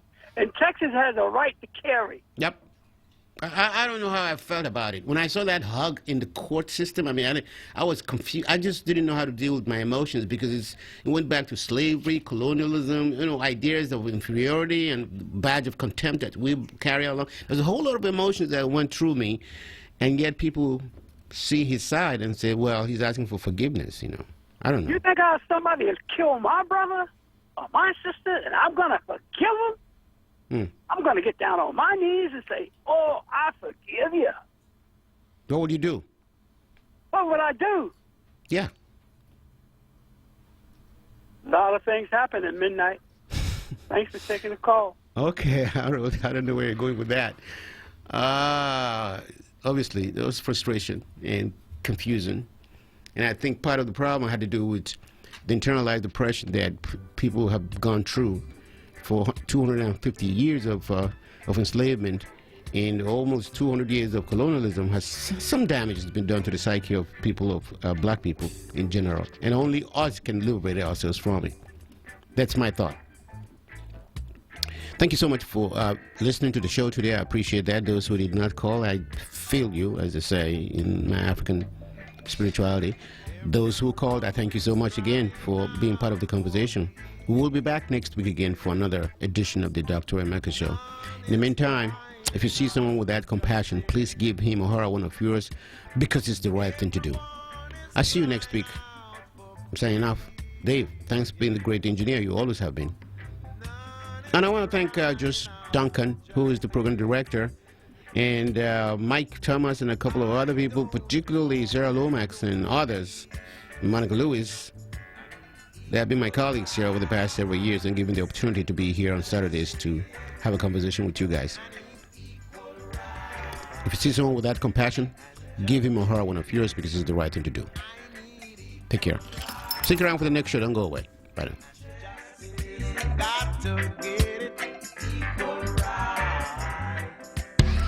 Just one more step. You got it. You're doing great. This is the sound of a nationally ranked top rehabilitation hospital, home to the largest collection of robotics in the United States, where we continually exceed patient expectations. Because no injury is too severe or too minor for our care. There you go. This is the sound of success. Moss Rehab. Challenge accepted. Join Word Radio for the EcoWord Environmental Justice Summit, Sunday, October 20th from 2 p.m. till 5 p.m. at Bartram's Garden, 5400 Lindbergh Boulevard. This unique green event will feature lightning talks about the connections between race, income, and the environment, locally, nationally, regionally, and especially in Philadelphia. Featuring John Francis, author of Planet Walker and The Ragged Edge of Silence, Janine Kayembe, founder of Life Do Grow Farm, Zuline Mayfield, environmental activist, Joanne Douglas, program manager of the Watershed Interpretation and Youth River Program at Bartram's Garden, and a special talk and musical performance by Ill-Fated Natives. The summit will also feature Wasted, an EcoWord photo exhibit by Zamani Feeling, a livelihood green sector job resource fair, and a healing drum circle by Music Over Matter. Refreshments will be served, but you must RSVP. Register today at wordradio.com or call 215-425-7875. Supported by the Wincoat Foundation. PICO presents a special evening of the Living Legacy Jazz Award at the Kimmel Center on Friday, October 11th, celebrating the life and legacy of Charles Tolliver, American jazz trumpeter and composer. Join past awardees featuring a gala reception, award ceremony, and seats for the performance of Marcus Roberts and the Modern Jazz Generation. Visit midatlanticarts.org and click on Living Legacy Jazz Award for more info. Drive in with Solomon Jones. Drive home with Charles Ellison. This is Word Radio, 96.1 FM and 900 AM WURD. Philadelphia, independent black media. The views and opinions expressed by the guests, listeners, and hosts of any program on Word Radio do not necessarily reflect those of ownership, management, or advertisers of this station. The views and opinions expressed by the guests, listeners, and hosts of any program on Word Radio do not necessarily reflect those of ownership, management, or advertisers of this station.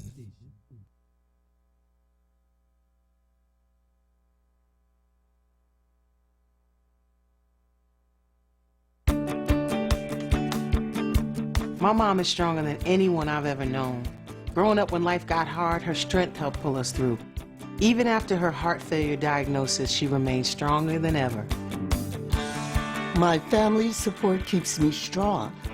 Together, we're rising above heart failure. Heart failure doesn't have to steal your strength. For simple steps you can take to help prevent, improve, or manage heart failure, go to riseabovehf.org. To keep him strong, moving in the right direction, living just enough for the city.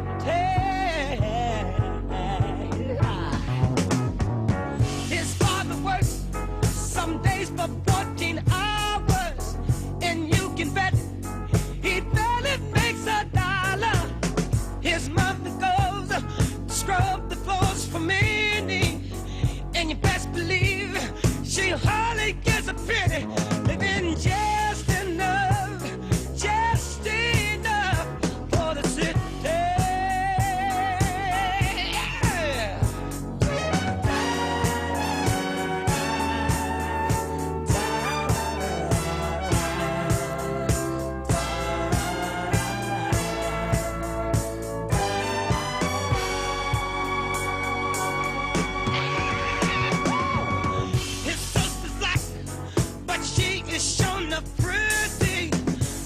Short, but Lord, her legs are sturdy. To walk to school, she's got to get up early. Her clothes are old, but never are they dirty. Living just enough for the city. Her brother's smart, he's got more sense than many. His patience long, but soon he won't have any. To find a job is like a haystack needle, 'cause where he lives, they don't use colored people. Living just enough for the city.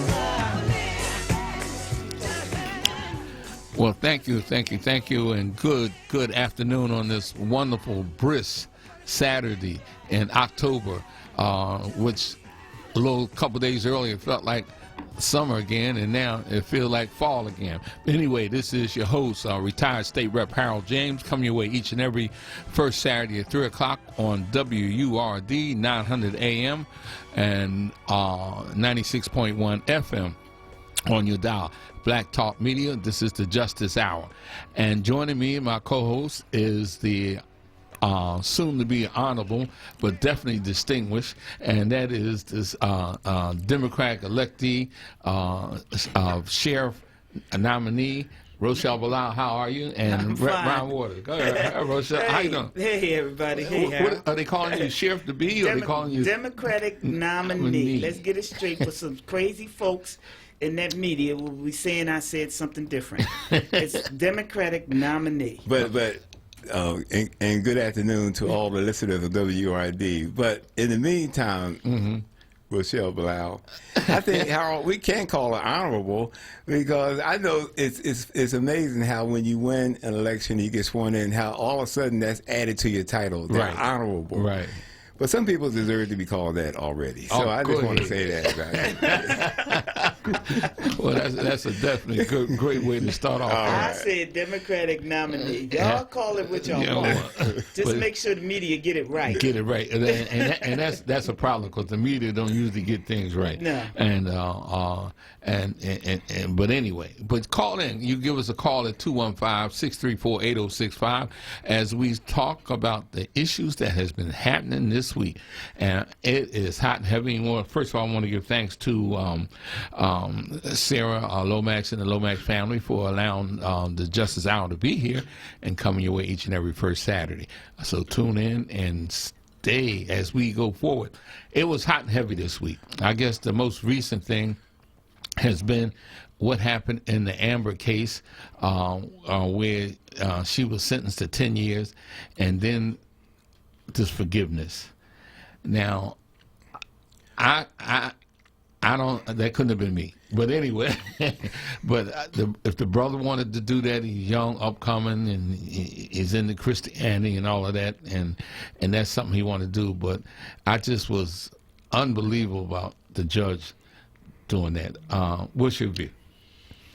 Oh boy, I guess we get a chance to vent right now, since everybody else is venting. Listen to my girl Dorsey, who's on her Facebook Live. Yeah, now Dorsey is the sergeant from L.A. that wrote the book, right? Yes. Yeah. First of all, nice seeing y'all two here today before we get hot and heavy. No, I could not have been the one to forgive so easily. Repentance is due everyone. She was found guilty, and okay, then she should be forgiven at some point. But as a family member, I couldn't see that. But if their family wants to do that, that's how they feel. That's their belief. Then they can do that. And what was distinguishing was that the brother that did it, he said, "I'm not doing this for my family. I'm doing this for me." That's it. So I thought that was good, because the mother said she wasn't there yet. She wasn't there yet, and so the son, his brother, felt as though he was there. I just had a problem with the judge. The problem with me was the judge giving her a hug and a Bible. I'm like, so where did that come from? Well, I could see maybe the judge giving the Bible, but I cannot see the judge hugging someone who's just been convicted of murder. It's just unbelievable. I think it was a whole lot of weird stuff. It was the court person stroking her hair. Oh, yeah. Like she was the baby doll of the century. And then the judge come out and give a Bible and a hug. You know, I think this whole thing was weird. I mean, it was really, really, really weird. Are there any conscious folks in that courtroom? What do you think, Ron? They turned it into almost where she was the victim. Oh, how about that? Yeah, because the way that they treated her, you would think that's the way they would treat a victim. Okay, with a hug. Good point. And the stroking and the pampering, or whatever, however you want to see it. She got treated differently, and it's amazing that she got that they was able to get to the kind of conviction of a murder conviction, because that's what everybody said it clearly was. It wasn't accidental. It wasn't any mistake. This was murder. So people were pleased with that part. But it reminds me of almost Rochelle Bilal, a former police officer, but always on the right side. That when the people captured the video of Rodney King being assaulted in L.A., and the way that they saw it, they said, finally, now we got the right evidence that will produce the right results. So even though they had the evidence, they didn't get the right result.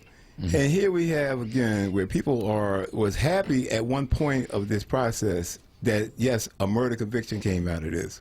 But the result after the murder conviction is where the problem is. Mm-hmm. But the murder, it was tainted with all these reactions, like she the victim, and he was, what was he? He was guilty of eating a bowl of ice cream. Mm-hmm. Sitting on his own couch. Sitting on his own couch. And it just, in his own home. I thought the judge was smart at first, and in a sense when she, and I think she used some strategy when she allowed the Castle doctrine in there, because I think she was looking at maybe they might appeal if she don't allow, or there might be a reason to appeal, so she allowed that in there.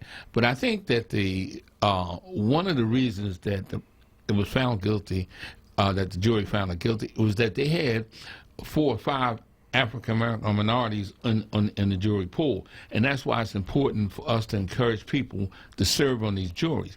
Because I think had it been reversed, I don't know if they would have got a guilty verdict. And they said they found her guilty in 10 minutes. Mm-hmm. For murder. So they came to, but then you heard after the interview with the jury, some of the jurors, where they were talking to one of the black jurors, who said that after hearing what the brother had to say, that they feel as though it was no problem with them giving the sentence that they gave out. They speaking for the brother, the one that's dead. And the rules say you're not supposed to be getting into all that emotion. Follow the law. Mm-hmm. What they didn't do was follow the law. Mm-hmm. They got caught up in the emotion. They got caught up in the brother and his emotion and his hugging. They got caught up in that, and you wasn't supposed to do that. You're supposed to follow the law.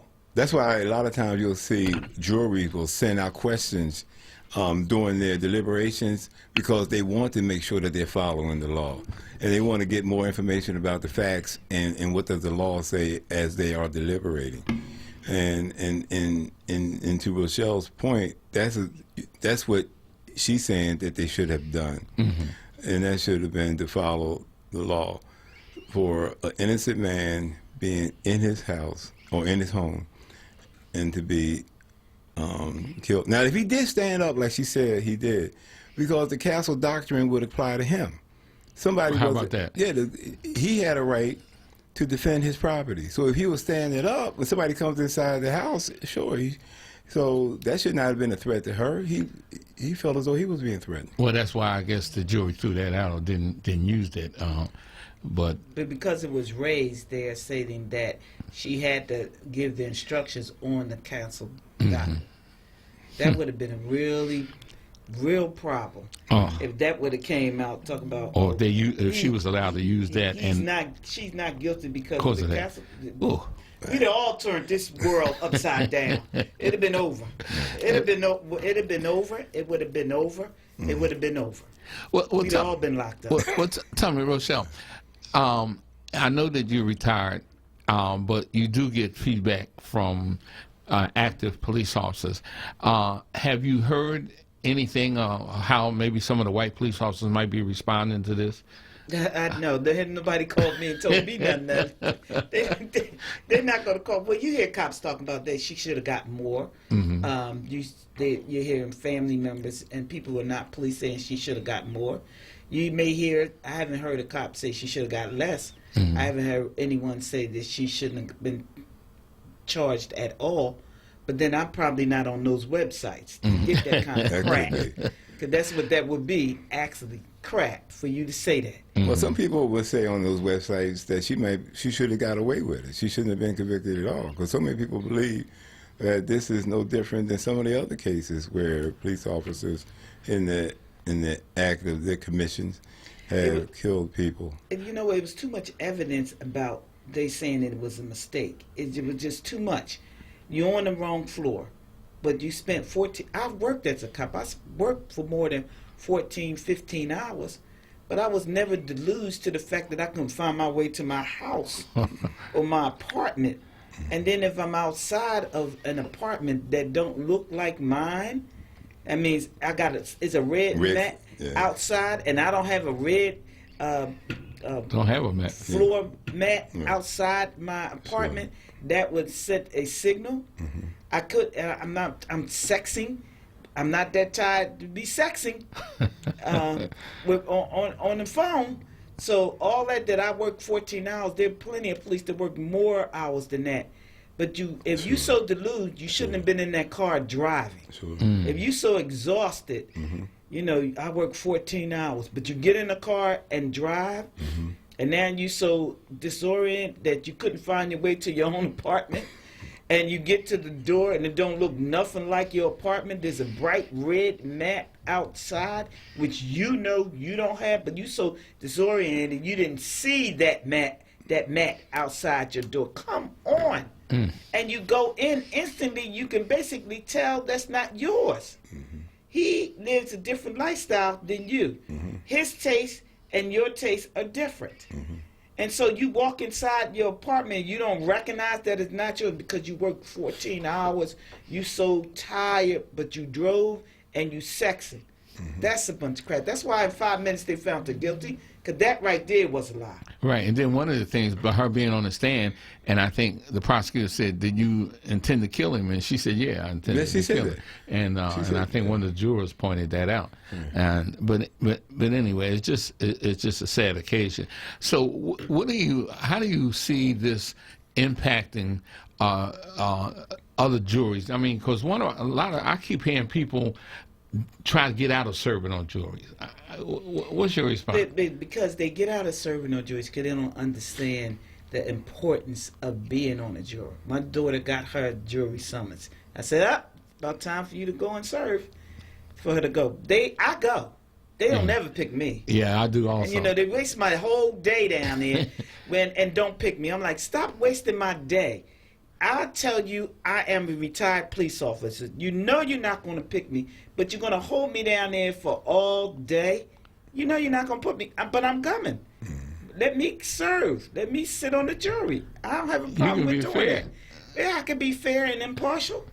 Sure you can. But they won't let me. But they waste my whole day down there. That's the problem I have. And then they only give you $9. I think that really definitely needs to be changed. $9 for what? Because the parking down there is $40.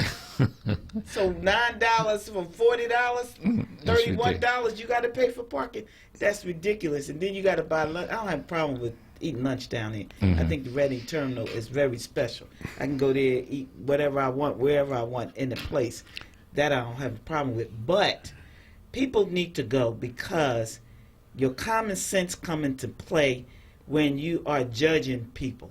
Right. People need to be judged by their peers, not by people who don't know or fit in their shoes. Right. They ought to be judged by those who fit in their shoes. So, that's true. I know when I was in Harrisburg, I tried to propose some legislation that would ensure that 1/3 of the jury be the same ethnic background as the victim and or the perpetrator. But of course that didn't go nowhere. No, that wasn't going to go nowhere because then he'd be talking about, oh, no, we can't have that. We can't strike all the black people off the jury. But anyway, you're listening to Black Talk Media. This is the Justice Hour. This is your host, retired State Rep Harold James, Democratic nominee for Sheriff Rochelle Bilal, and retired Rep Ron Ward is coming your way each and every first Saturday at 3 o'clock. You can call us at 215-634-8065. What's your take on the verdict in that Amber case? How do you feel about that, and what do you think of what the judge or how the family, and would you serve on a jury if you were called? Because I definitely encourage people to do that. Ron, as a ward leader, do you hear committee people be saying, I don't want to serve, or their constituents saying they don't want to serve? No, I've heard people, we try to make that argument about why that's also important to register to vote.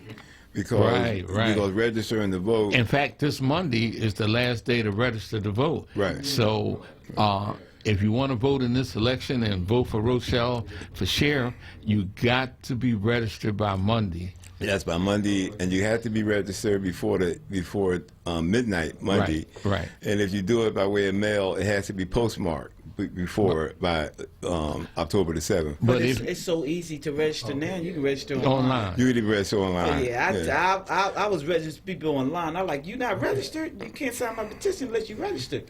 How do I get registered? Pull my little pad out. Okay, here we go. Let's start. Oh, you registered? So, but I was registering them on the spot. But that's the argument. That's the argument I used to hear, Harold, about why some people didn't want to register, because they didn't want to be eligible to serve on jury, because they feel as though that was a direct connection to being, getting a notice or something to come and serve on jury. So, which is to me a double whammy, because now not only are you not registered to vote, now you're also not eligible to give someone who is accused a chance to be heard by and judged by their peers. Right. And then we get frustrated about the system, but if we don't have a voice and be a part of the decision making about how this is going to turn out, then we depend on other people, and then we go right back to complaining again. But look what other things that they just put in it. I just saw a young man who was picked for a jury. I forgot where it was. Florida. And fell asleep. And he fell asleep. I mean, can you believe and they that's kept terrible. him in jail for 10 days. 21 years old. That's awful. 21 years old, and you kept him in jail for 10 days. And 1 year probation. And they gave him a year probation because he fell asleep. He fell asleep. Yeah, he fell asleep. I see That's we have ridiculous. We have Diane from South Philly. Diane, thank you for calling Justice Hour. What's your comment? Thank you, gentlemen, and the sheriff, our new sheriff. That's going to be the sheriff. All right. All right.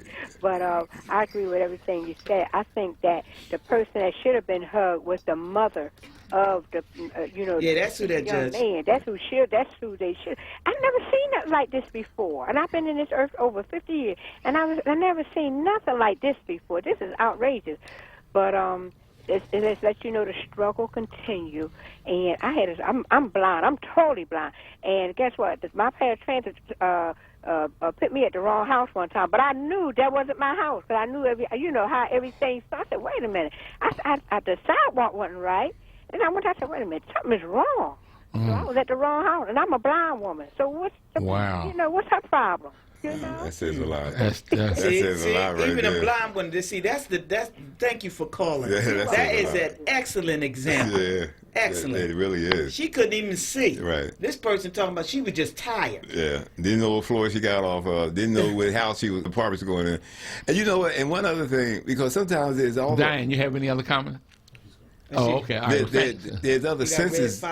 You got sight, smelling, other things. You go inside of someone else's place, more than likely you can start noticing by your sense of smell. Because, I mean, not speaking about what that smell was, but based on the person's culture, he might have been the kind of person that just cooks different types of food than what she probably cooks.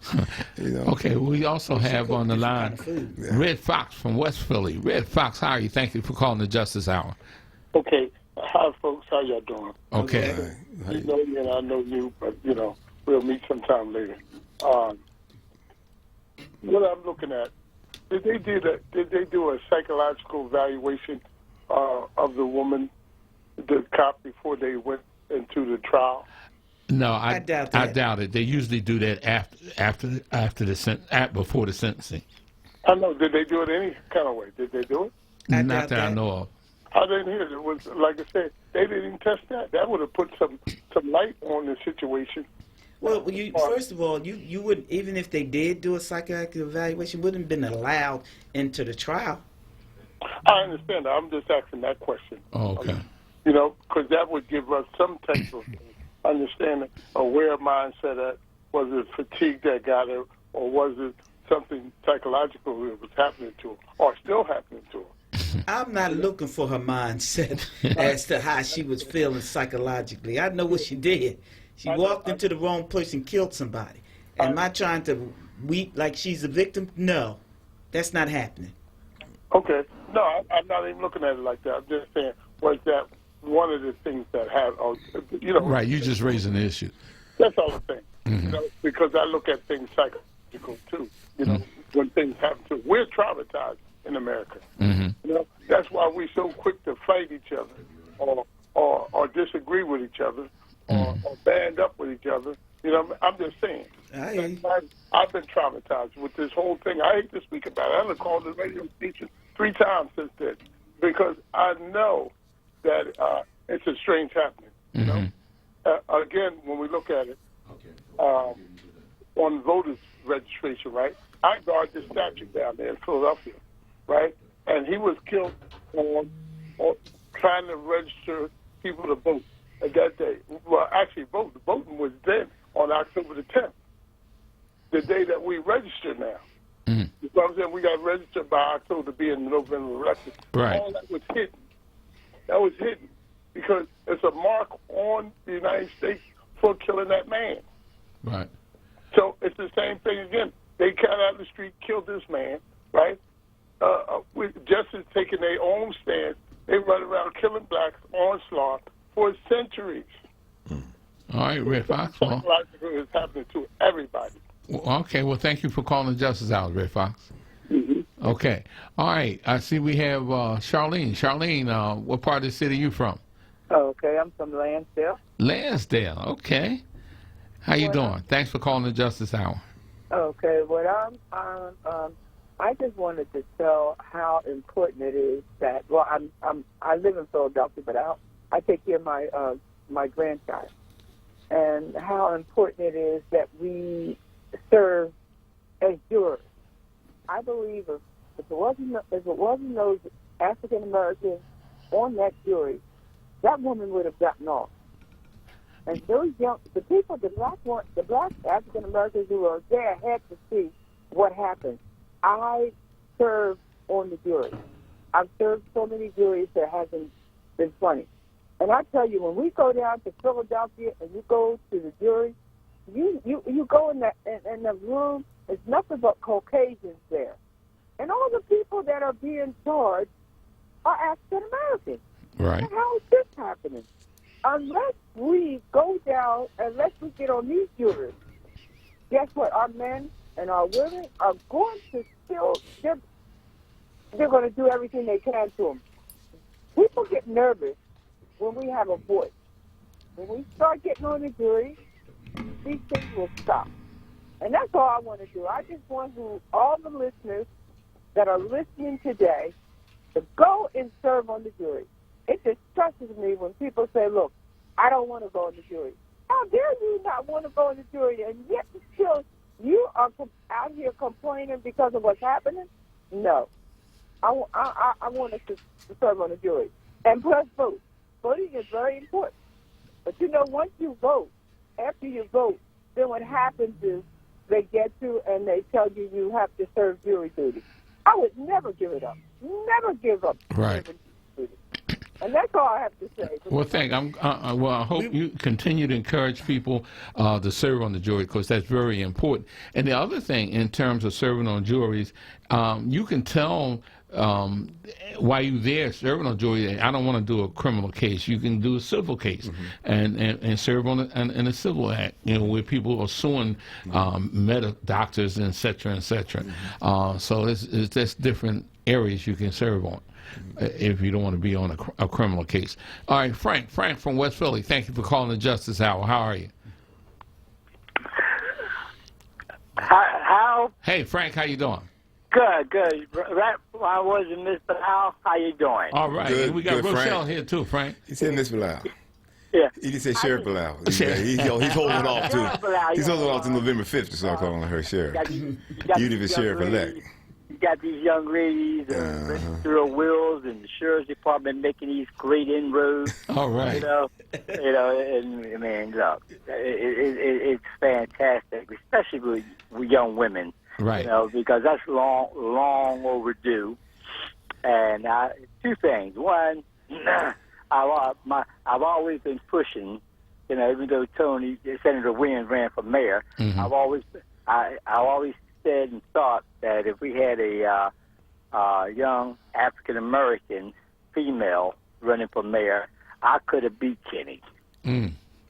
Okay, but we didn't have it. Came out a little too late, and that's water over the dam. But you got to forgive my ignorance on this. And if you don't ask the question, you never will get the answer. Right. Right. But I hear a lot of Muslims quoting the Quran and all that. That's great. But I know, Ryan, you vote. But are Muslims registered to vote not only in Philadelphia but across the country? Because one, you can't be in a jury unless you're registered to vote, like you said, Ryan. And you can talk all the, as we say in the hood, you want to, but are you registered to vote, or your position is the Quran says that you should not register to vote, because there's a big block of Muslims, especially African Americans, voters in this country. And are they registered? Do they register, or they don't believe in voting? I need to know the answer to that.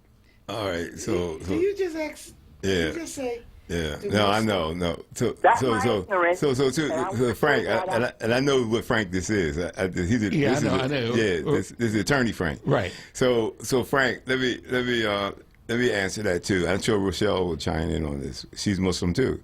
That today, that was a long time ago. Today, from 10 a.m. to 1 o'clock, we were at the Philadelphia Masjid at 47 Wyalusing Avenue with the new voting machines. Mm. We had not only new voting machines that were sent by the city commissioner's office.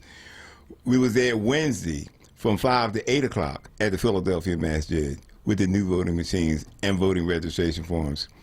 Now, a long time ago, Frank, yes, there was a message that people was buying into about, the big separation and creating a nation of our own and all. But that has long ago been passed, and right now Muslims are registering to vote, and I believe that in office, yes. I was the first Muslim to be sworn into the House of Representatives in Pennsylvania. We had Keith Ellison, that was from Illinois, I think he was from, on Congress. Now we got Sharif Street, who is in the Pennsylvania Senate. Jason Dawkins. So Muslims and Movita, Johnson Harrell. So Muslims are showing that they are not only registering to vote but running for office too. And in Congress, there's another Muslim sister. I can't think of her name right now. Right, Rochelle? One of the what they call it, the squad. Yeah, one of the two of the squad. I've been a Muslim since I was 16 years old, and I've been voting since I was 18. Mm-hmm. So I don't know even where you got that from. No, I just want to clear up my ignorance. Okay. Because you clear now? It was, yes, I am. Well, Frank, as a lawyer, what do you think of the judge that's hugging a murderer, a convicted murder? Well, you know what? Y'all covered that ground in a excellent manner. Mm-hmm. Judges, white or black, bail is supposed to be impartial. Thank you. You don't leave the bench and embrace the person that was just convicted of murder. Right. Okay, like you said, Ron, if you're going to embrace someone, you embrace the family of the victim. Right. And I mean, it's nothing can be said about that. And to give this person 10 years, 10 years for murder, and black people. We've always been a forgiving people, always, but I'm not sure whether I can be forgiving so quickly. And she should not have gotten 10 years, mm-hmm. 20 to 30 years, okay? Right. But we are forgiving. We turn the cheek. And we're not like some individuals, ethnic groups that are vicious, that are racist, and they should kind of take a page from our book, okay? And the mother and the father who embraced this guy, I don't hold anything against them because they're Christian, mm-hmm. okay? I'll hold something against that judge mm-hmm. who came off that bench and hugs a person that was just convicted of murder. Come on. Never heard But of y'all that. covered it. You, Miss Bilal, and Howell. Y'all covered. I can't say any more about it because I would just be repeating what you folks said. Okay. But congratulations, Miss Bilal. You will do a great job over there, and the Register of Wills will do a great job over there, and us. And Ron would tell you, Ron's a little. Well, I think Ron's about a lot older than I am. But you know what? Us old guys gotta move on and move aside. Right. And one thing, Janie Blackwell, she's like Carol Campbell. She's like a Tasco. She's like a Shirley Kitchen. They are workaholics. But guess what, Janie? You're not going anywhere. You're the president of the African American War Leaders. Make it work. Make it work. And move aside for these young African Americans coming into office and say, you know what? It's like Muhammad Ali. It's time for us to retire. And the only thing we can give y'all now is wisdom. Move aside and let y'all come in and do with good, bright, young ideas. Okay. All right, take it easy. Take care, Frank. All right, Good to hear thanks a from lot you. there, Thank Frank. you for calling. Yeah. Well, Rochelle, I think you got a lot going on. I mean, isn't there something coming up soon that the people need to know about? Oh, yes. We got a lot of things going on. One, for the Guardian Civic League. This is the time. The holiday seasons are coming up, and there are families out there that are going to be without. And so there are a lot of places and people that are doing things to just try to help families get over these holiday times. So on December the 7th, the Guardian Civic League will be hosting this holiday party. We ask our members to bring 2 new unwrapped toys and a new coat from the ages of 1 through 17. And our party is from 5 to 9, and it'll be at the Guardian Civic League, which is 1516 West Girard Avenue. That's December the 7th? December the 7th. We have a great food by Hanif's Food, and we have music, and we come together, and we say bring 2 new unwrapped toys, and how I say it, don't bring something you wouldn't give to your family. So 2 unwrapped toys. 2 new unwrapped toys, and not the dollar store toys, y'all. Y'all hear me? Give something that you would give to your family member. Right. And a new coat, boy or girl. 2 toys and a coat? Yeah, or 2 2 new toys or a unwrapped. coat? Nah, we want them all. 3. You come to get a really nice meal and a gift from us for the holidays, and we have a good time. So we just say 2 new unwrapped toys and a coat. Because we adopted the Bland School. We adopted the kindergarten Bland School. We do this every year. So you want a kid's coat? Yep. Okay. They're kids' coats. We adopted the Bland School and the kindergarten class. And we take the toys over to them. We give them nice big bags. But what the board does is we get a list from the kids of what they want for a holiday gift. And each board member takes a few of the young people on that list, and we go out and get them something on their list that they want. And then we give them all the other good toys that come into play and a coat. That's great. And so we adopted the Bland School, so we're doing that. But for the members and our friends, December the 7th is our holiday party, 5 to 9. Bring 2 new unwrapped toys. Come eat with us, and bring a coat. Come eat with us and enjoy the holiday, just noting that you're doing something good. Okay. We also have families. All right. That have members in the police department that are members of our organization doing their travels. If you know of a family that will benefit from a good bag of toys for the holiday and a coat, then we ask them to bring in that information, and we will deliver some packages to them also. Oh, that's excellent. Okay, I see we have Lynn from West Philly. Lynn, thank you for calling the Justice Hour. How are you? Fine. I want to say one thing about the judge who hugged the girl. When if their girl files the appeal, that may come up in the appeal. Plus, I think the judge has to be a black Republican and probably has to get reelected. Well, that's one reason why I think there's more to it than I think. With the family, due to the fact there could have been other things that didn't come out in the trial, but in the meanwhile, I'm saying that the judge was not appropriate to do that, and that may can affect if they decide to file the appeal to get the reduced sentence of the 10 years. And that's all I had to say. I hear you, because if you file an appeal, that means you really are trying to still say that you didn't do anything wrong, and you did. And so, yeah, that's probably going to come into play when they go through that process. And therefore, that judge need to be reprimanded for that action. I don't care if there was a Republican. I don't care if they felt bad. That was inappropriate, and it shouldn't have been done right there and then. Being a black judge in Texas, I don't think you have to be a Republican to get elected. In Florida? Texas. Yeah, well, I'm saying, yeah. I mean, in Texas. Well, that's Texas, Florida, yeah. where that happened at. Yeah. No, the But I'm shooting was in saying, yeah. Texas. Yeah. Oh, I thought y'all said Florida. No, Florida was for the jurors. Florida was for the guy that fell asleep. Oh. So No, in Texas, now, I don't, well, we have to find that out. I don't know, because I know a lot of Democrats that live in Texas. She's probably Democrat. I don't know what she is.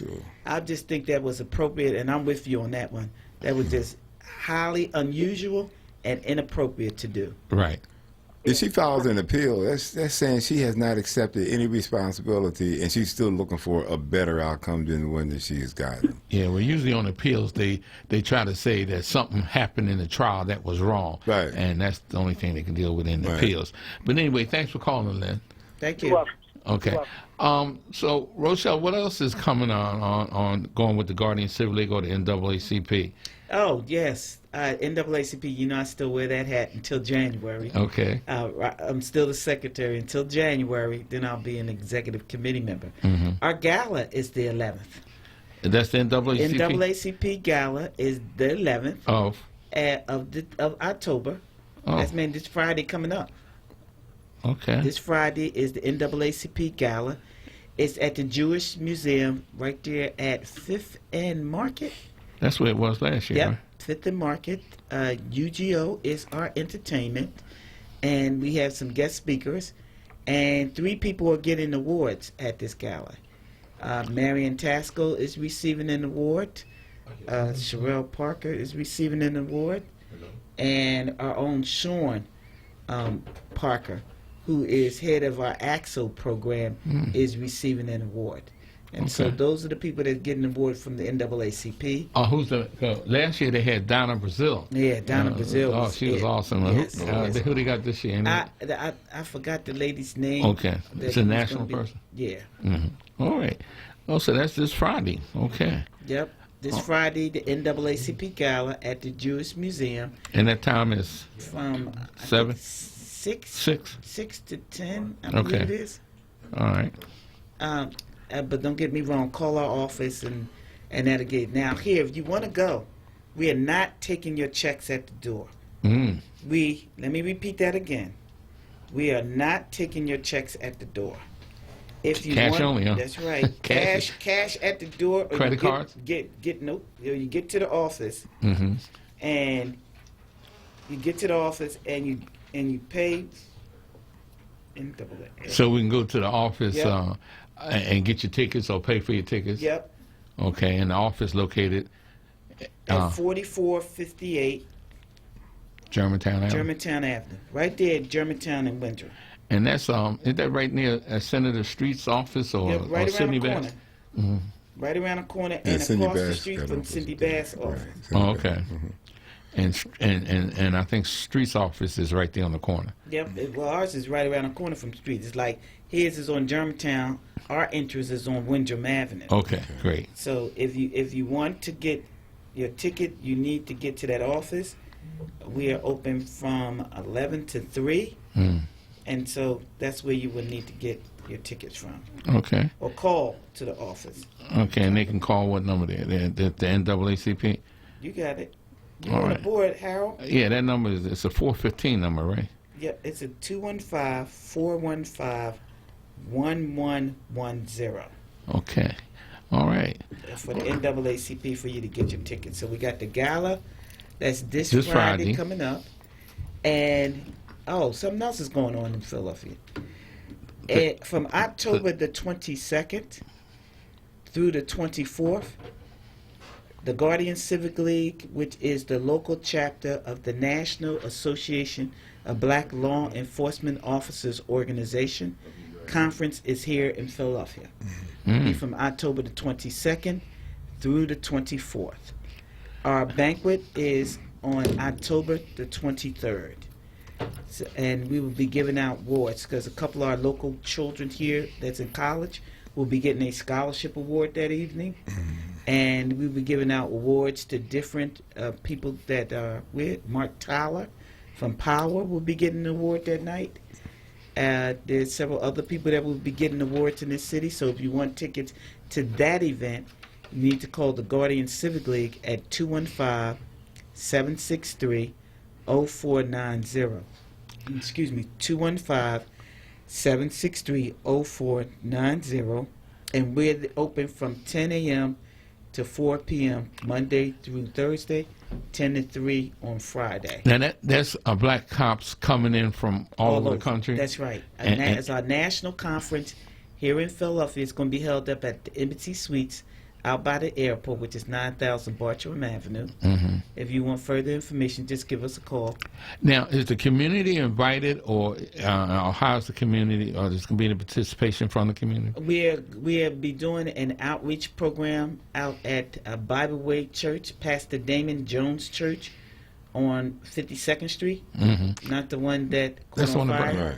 The one that's 52nd and Master is where his is. Oh, okay. 52nd and Master. Okay. 52nd and Master. We'll be doing a What to Do When Stop Our Police community forum. Wow. So the community's invited? Yep. You're invited out to Bible Way Baptist Church, 52nd and Master. And what time is that? And that's at 6:30 in the evening. We'll be at Bible Way Baptist Church.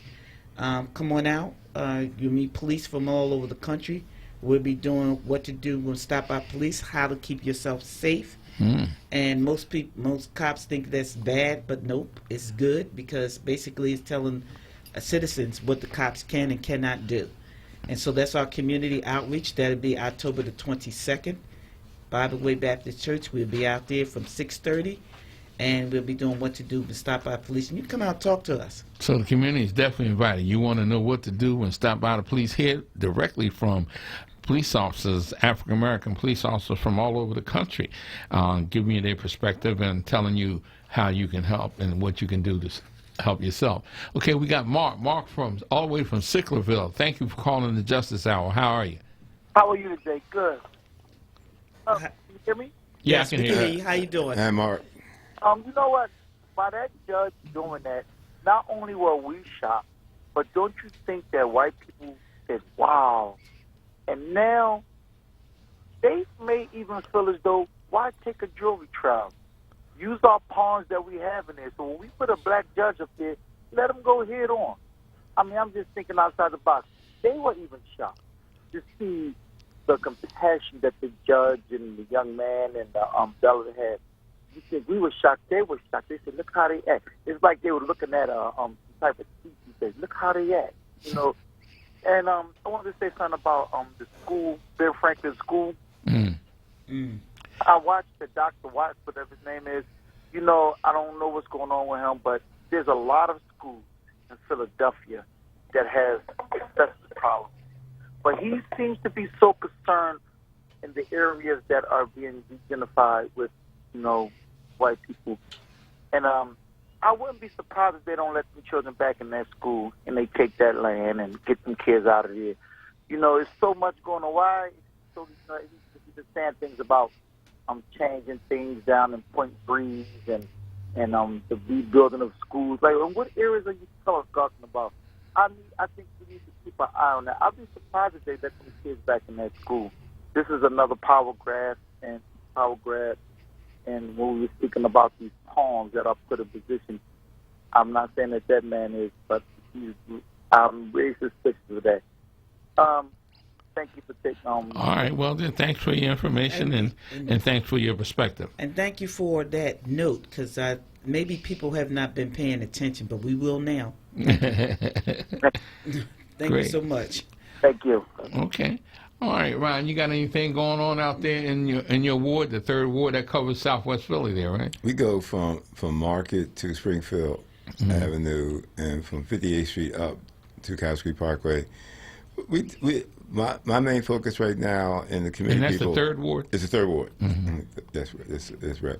Is to make sure that we continue having these hands-on new voting machine demonstrations throughout the 3rd ward. This time on the new voting machines, you're going to have a paper ballot as well as voting on the machine. Right. Okay. No, the paper ballot, when you first go in, you get a paper ballot. When you get ready to go inside the vote, you get a paper ballot which you stick inside of the machine, and it goes inside what's called. But you don't mark on the paper ballot. No, you don't write on it. But you do vote on the machine, just like you did on the old machine. You vote on the touch screen voting. And there's a couple of things that have been done to advance it, so that you could enlarge information that's on the screen, the candidate's name. And one good thing that you could enlarge the question. Too many times people didn't even vote for the question because they couldn't read it. It was so small, right? Yeah, they didn't know anything about it. When you get in there, now you got to bend all over and try to read it. Now you can blow up the question and make it very So you legible. can touch the machine to enlarge the writing. They can enlarge the writing. And then now, I even joke with the technicians. I said, you can't call this a write-in anymore because you don't write in if you got a write-in candidate. Now you type it in. So now, you got to type on the machine. If you want to write in candidate, you can type their name. You can type their name in. So you push a button with the letters. Yeah, it has write-in. It has something that you push onto that says that you want to do a write-in.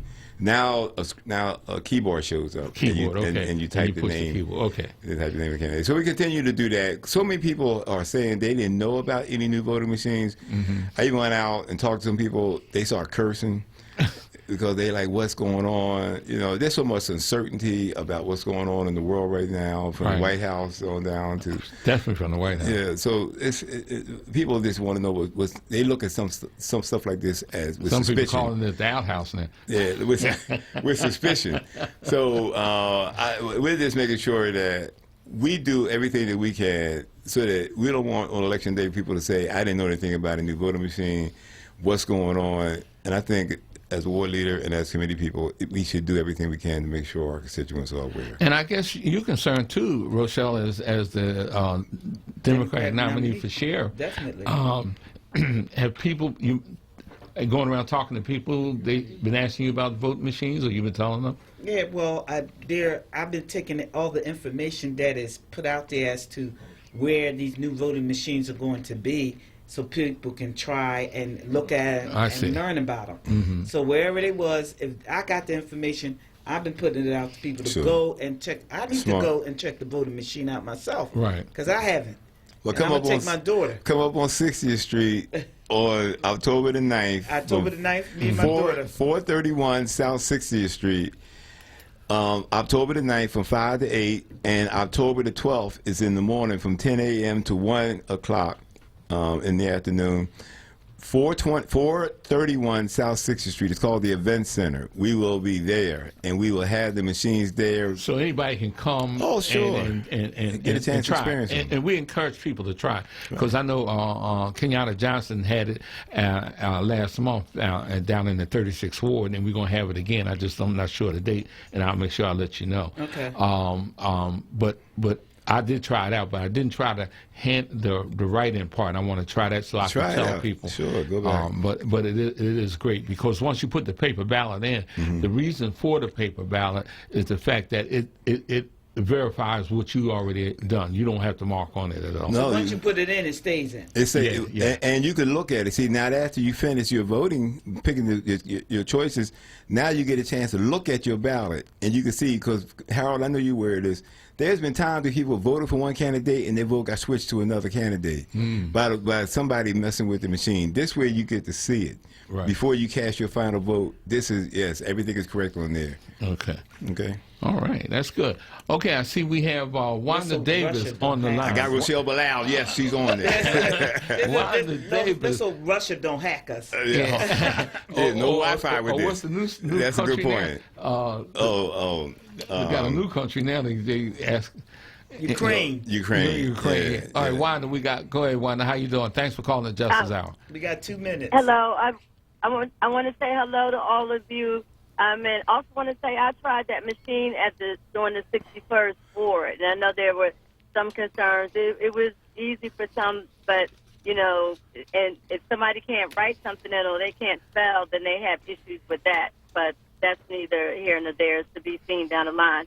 And I also wanted to say I'm looking forward to the upcoming event that you have coming along with the conference as well as the NAACP. Because your son is getting a scholarship, isn't he?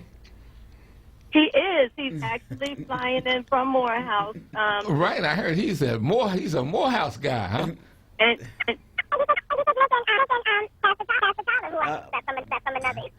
there go Russia. I'm excited.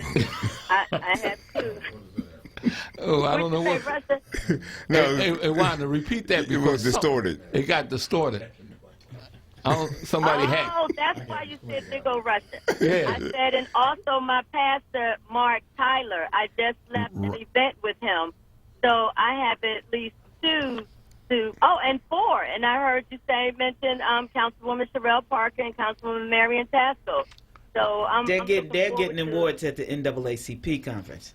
They're not getting any awards at the Guardian Civic League or the national conference.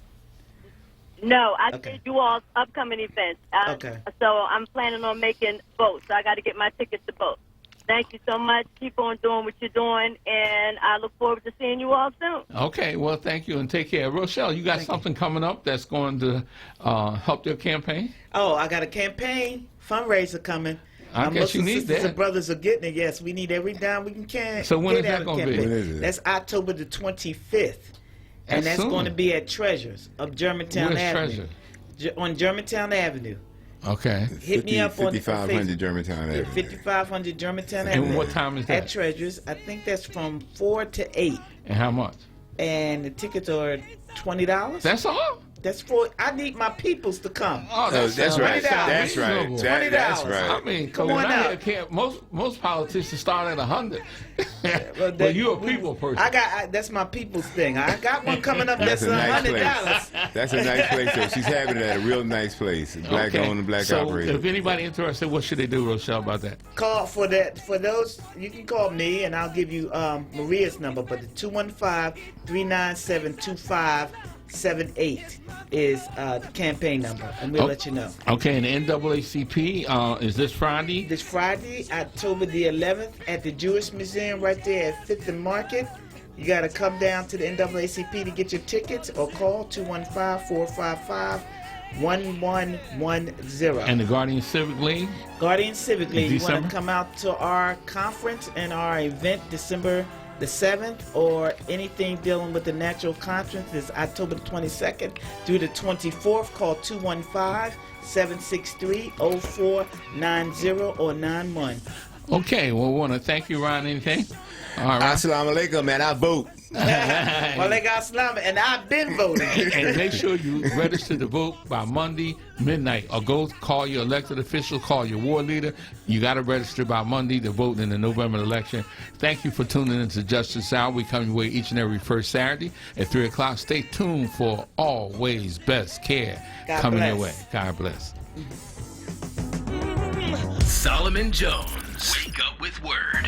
Akbar Hassan. Let's talk about a simple budget, because there's many ways to do a budget. Okay. All right, with a budget, what I would recommend is you take your total take-home income for the month, then you subtract from that your fixed expenses. Your fixed expenses are your rent, your utilities, card payments, anything fixed, and then you do a subtotal. Everything after that are going to be your variable expenses. All right, your food costs, any entertainment expenses, anything that doesn't fit in that fixed category.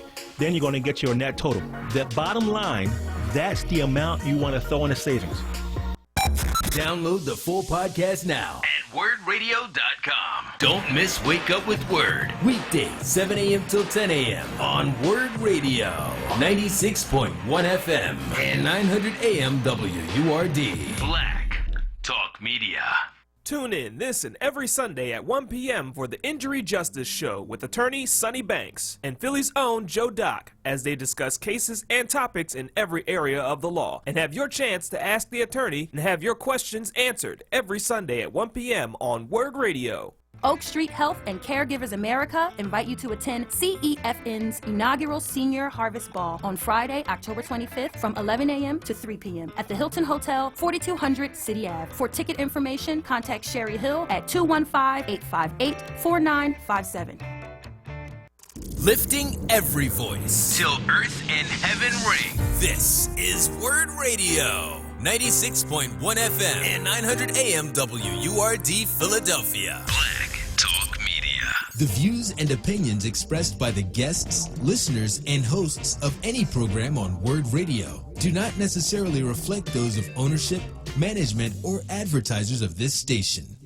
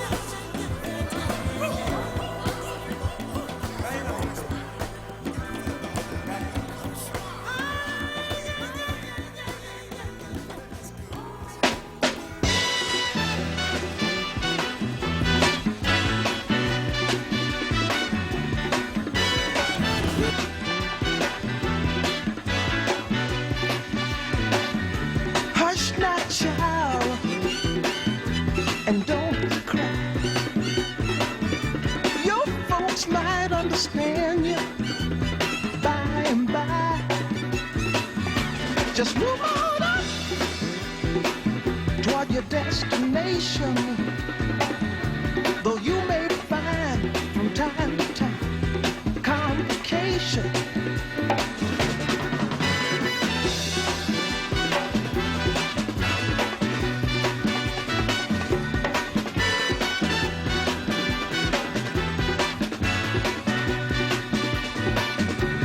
Bite your lip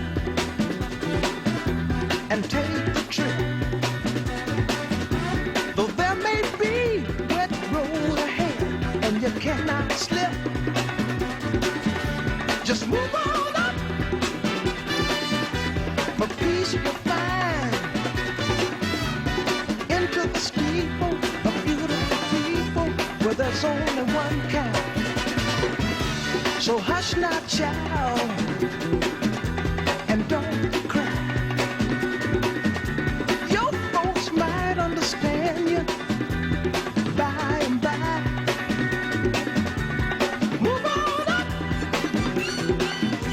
and keep on wishing.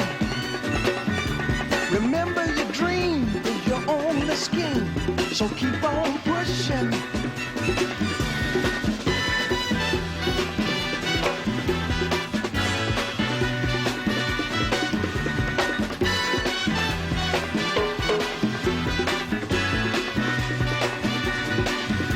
Take nothing less than the supreme best.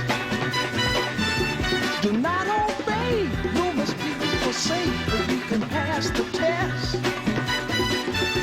Just move on up to a greater day. With just a little faith, if you put your mind to it, you can surely do it.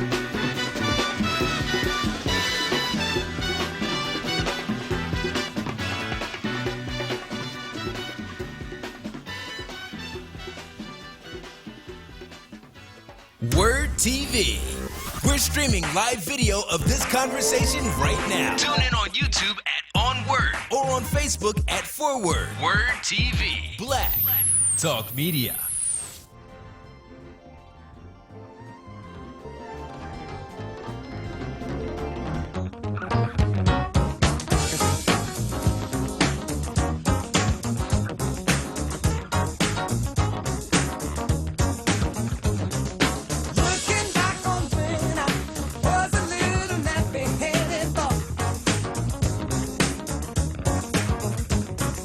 In my only worry was the Christmas.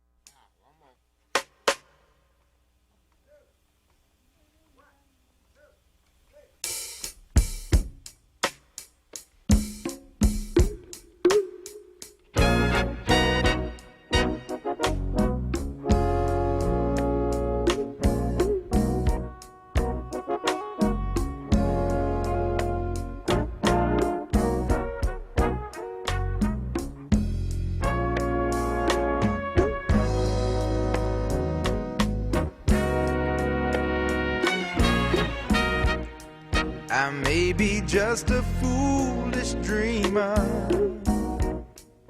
but I don't care, 'cause I know my happiness is waiting out there somewhere. I'm searching for that silver lining, horizons that I've never seen. Oh, I'd like to take just a moment and dream my dream. Oh, dream my dream.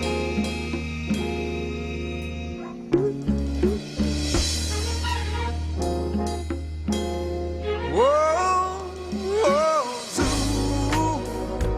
I'd like to fly far away from here, where my mind, oh Lord, is fresh and clear, and I find the love that I long to see, where everybody can be what they want to be.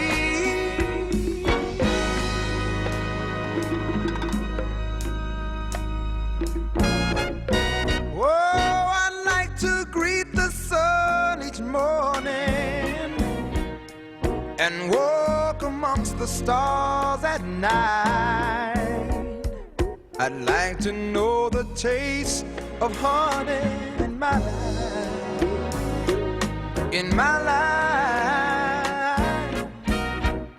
Well, I've shared so many pains, and I played so many games. Oh, but everyone finds the right way, somehow, somewhere, someday.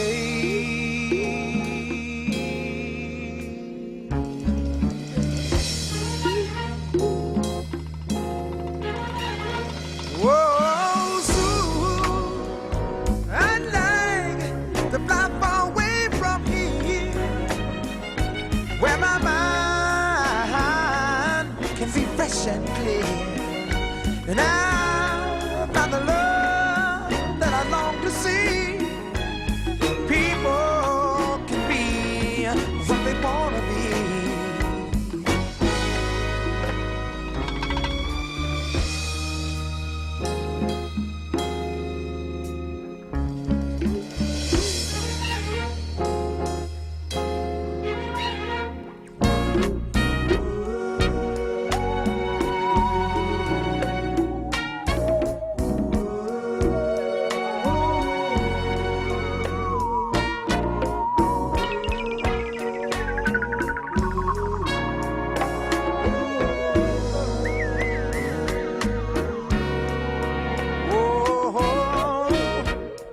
I wish the world were truly happy, living as one. I wish the word they call freedom someday would come, someday would come,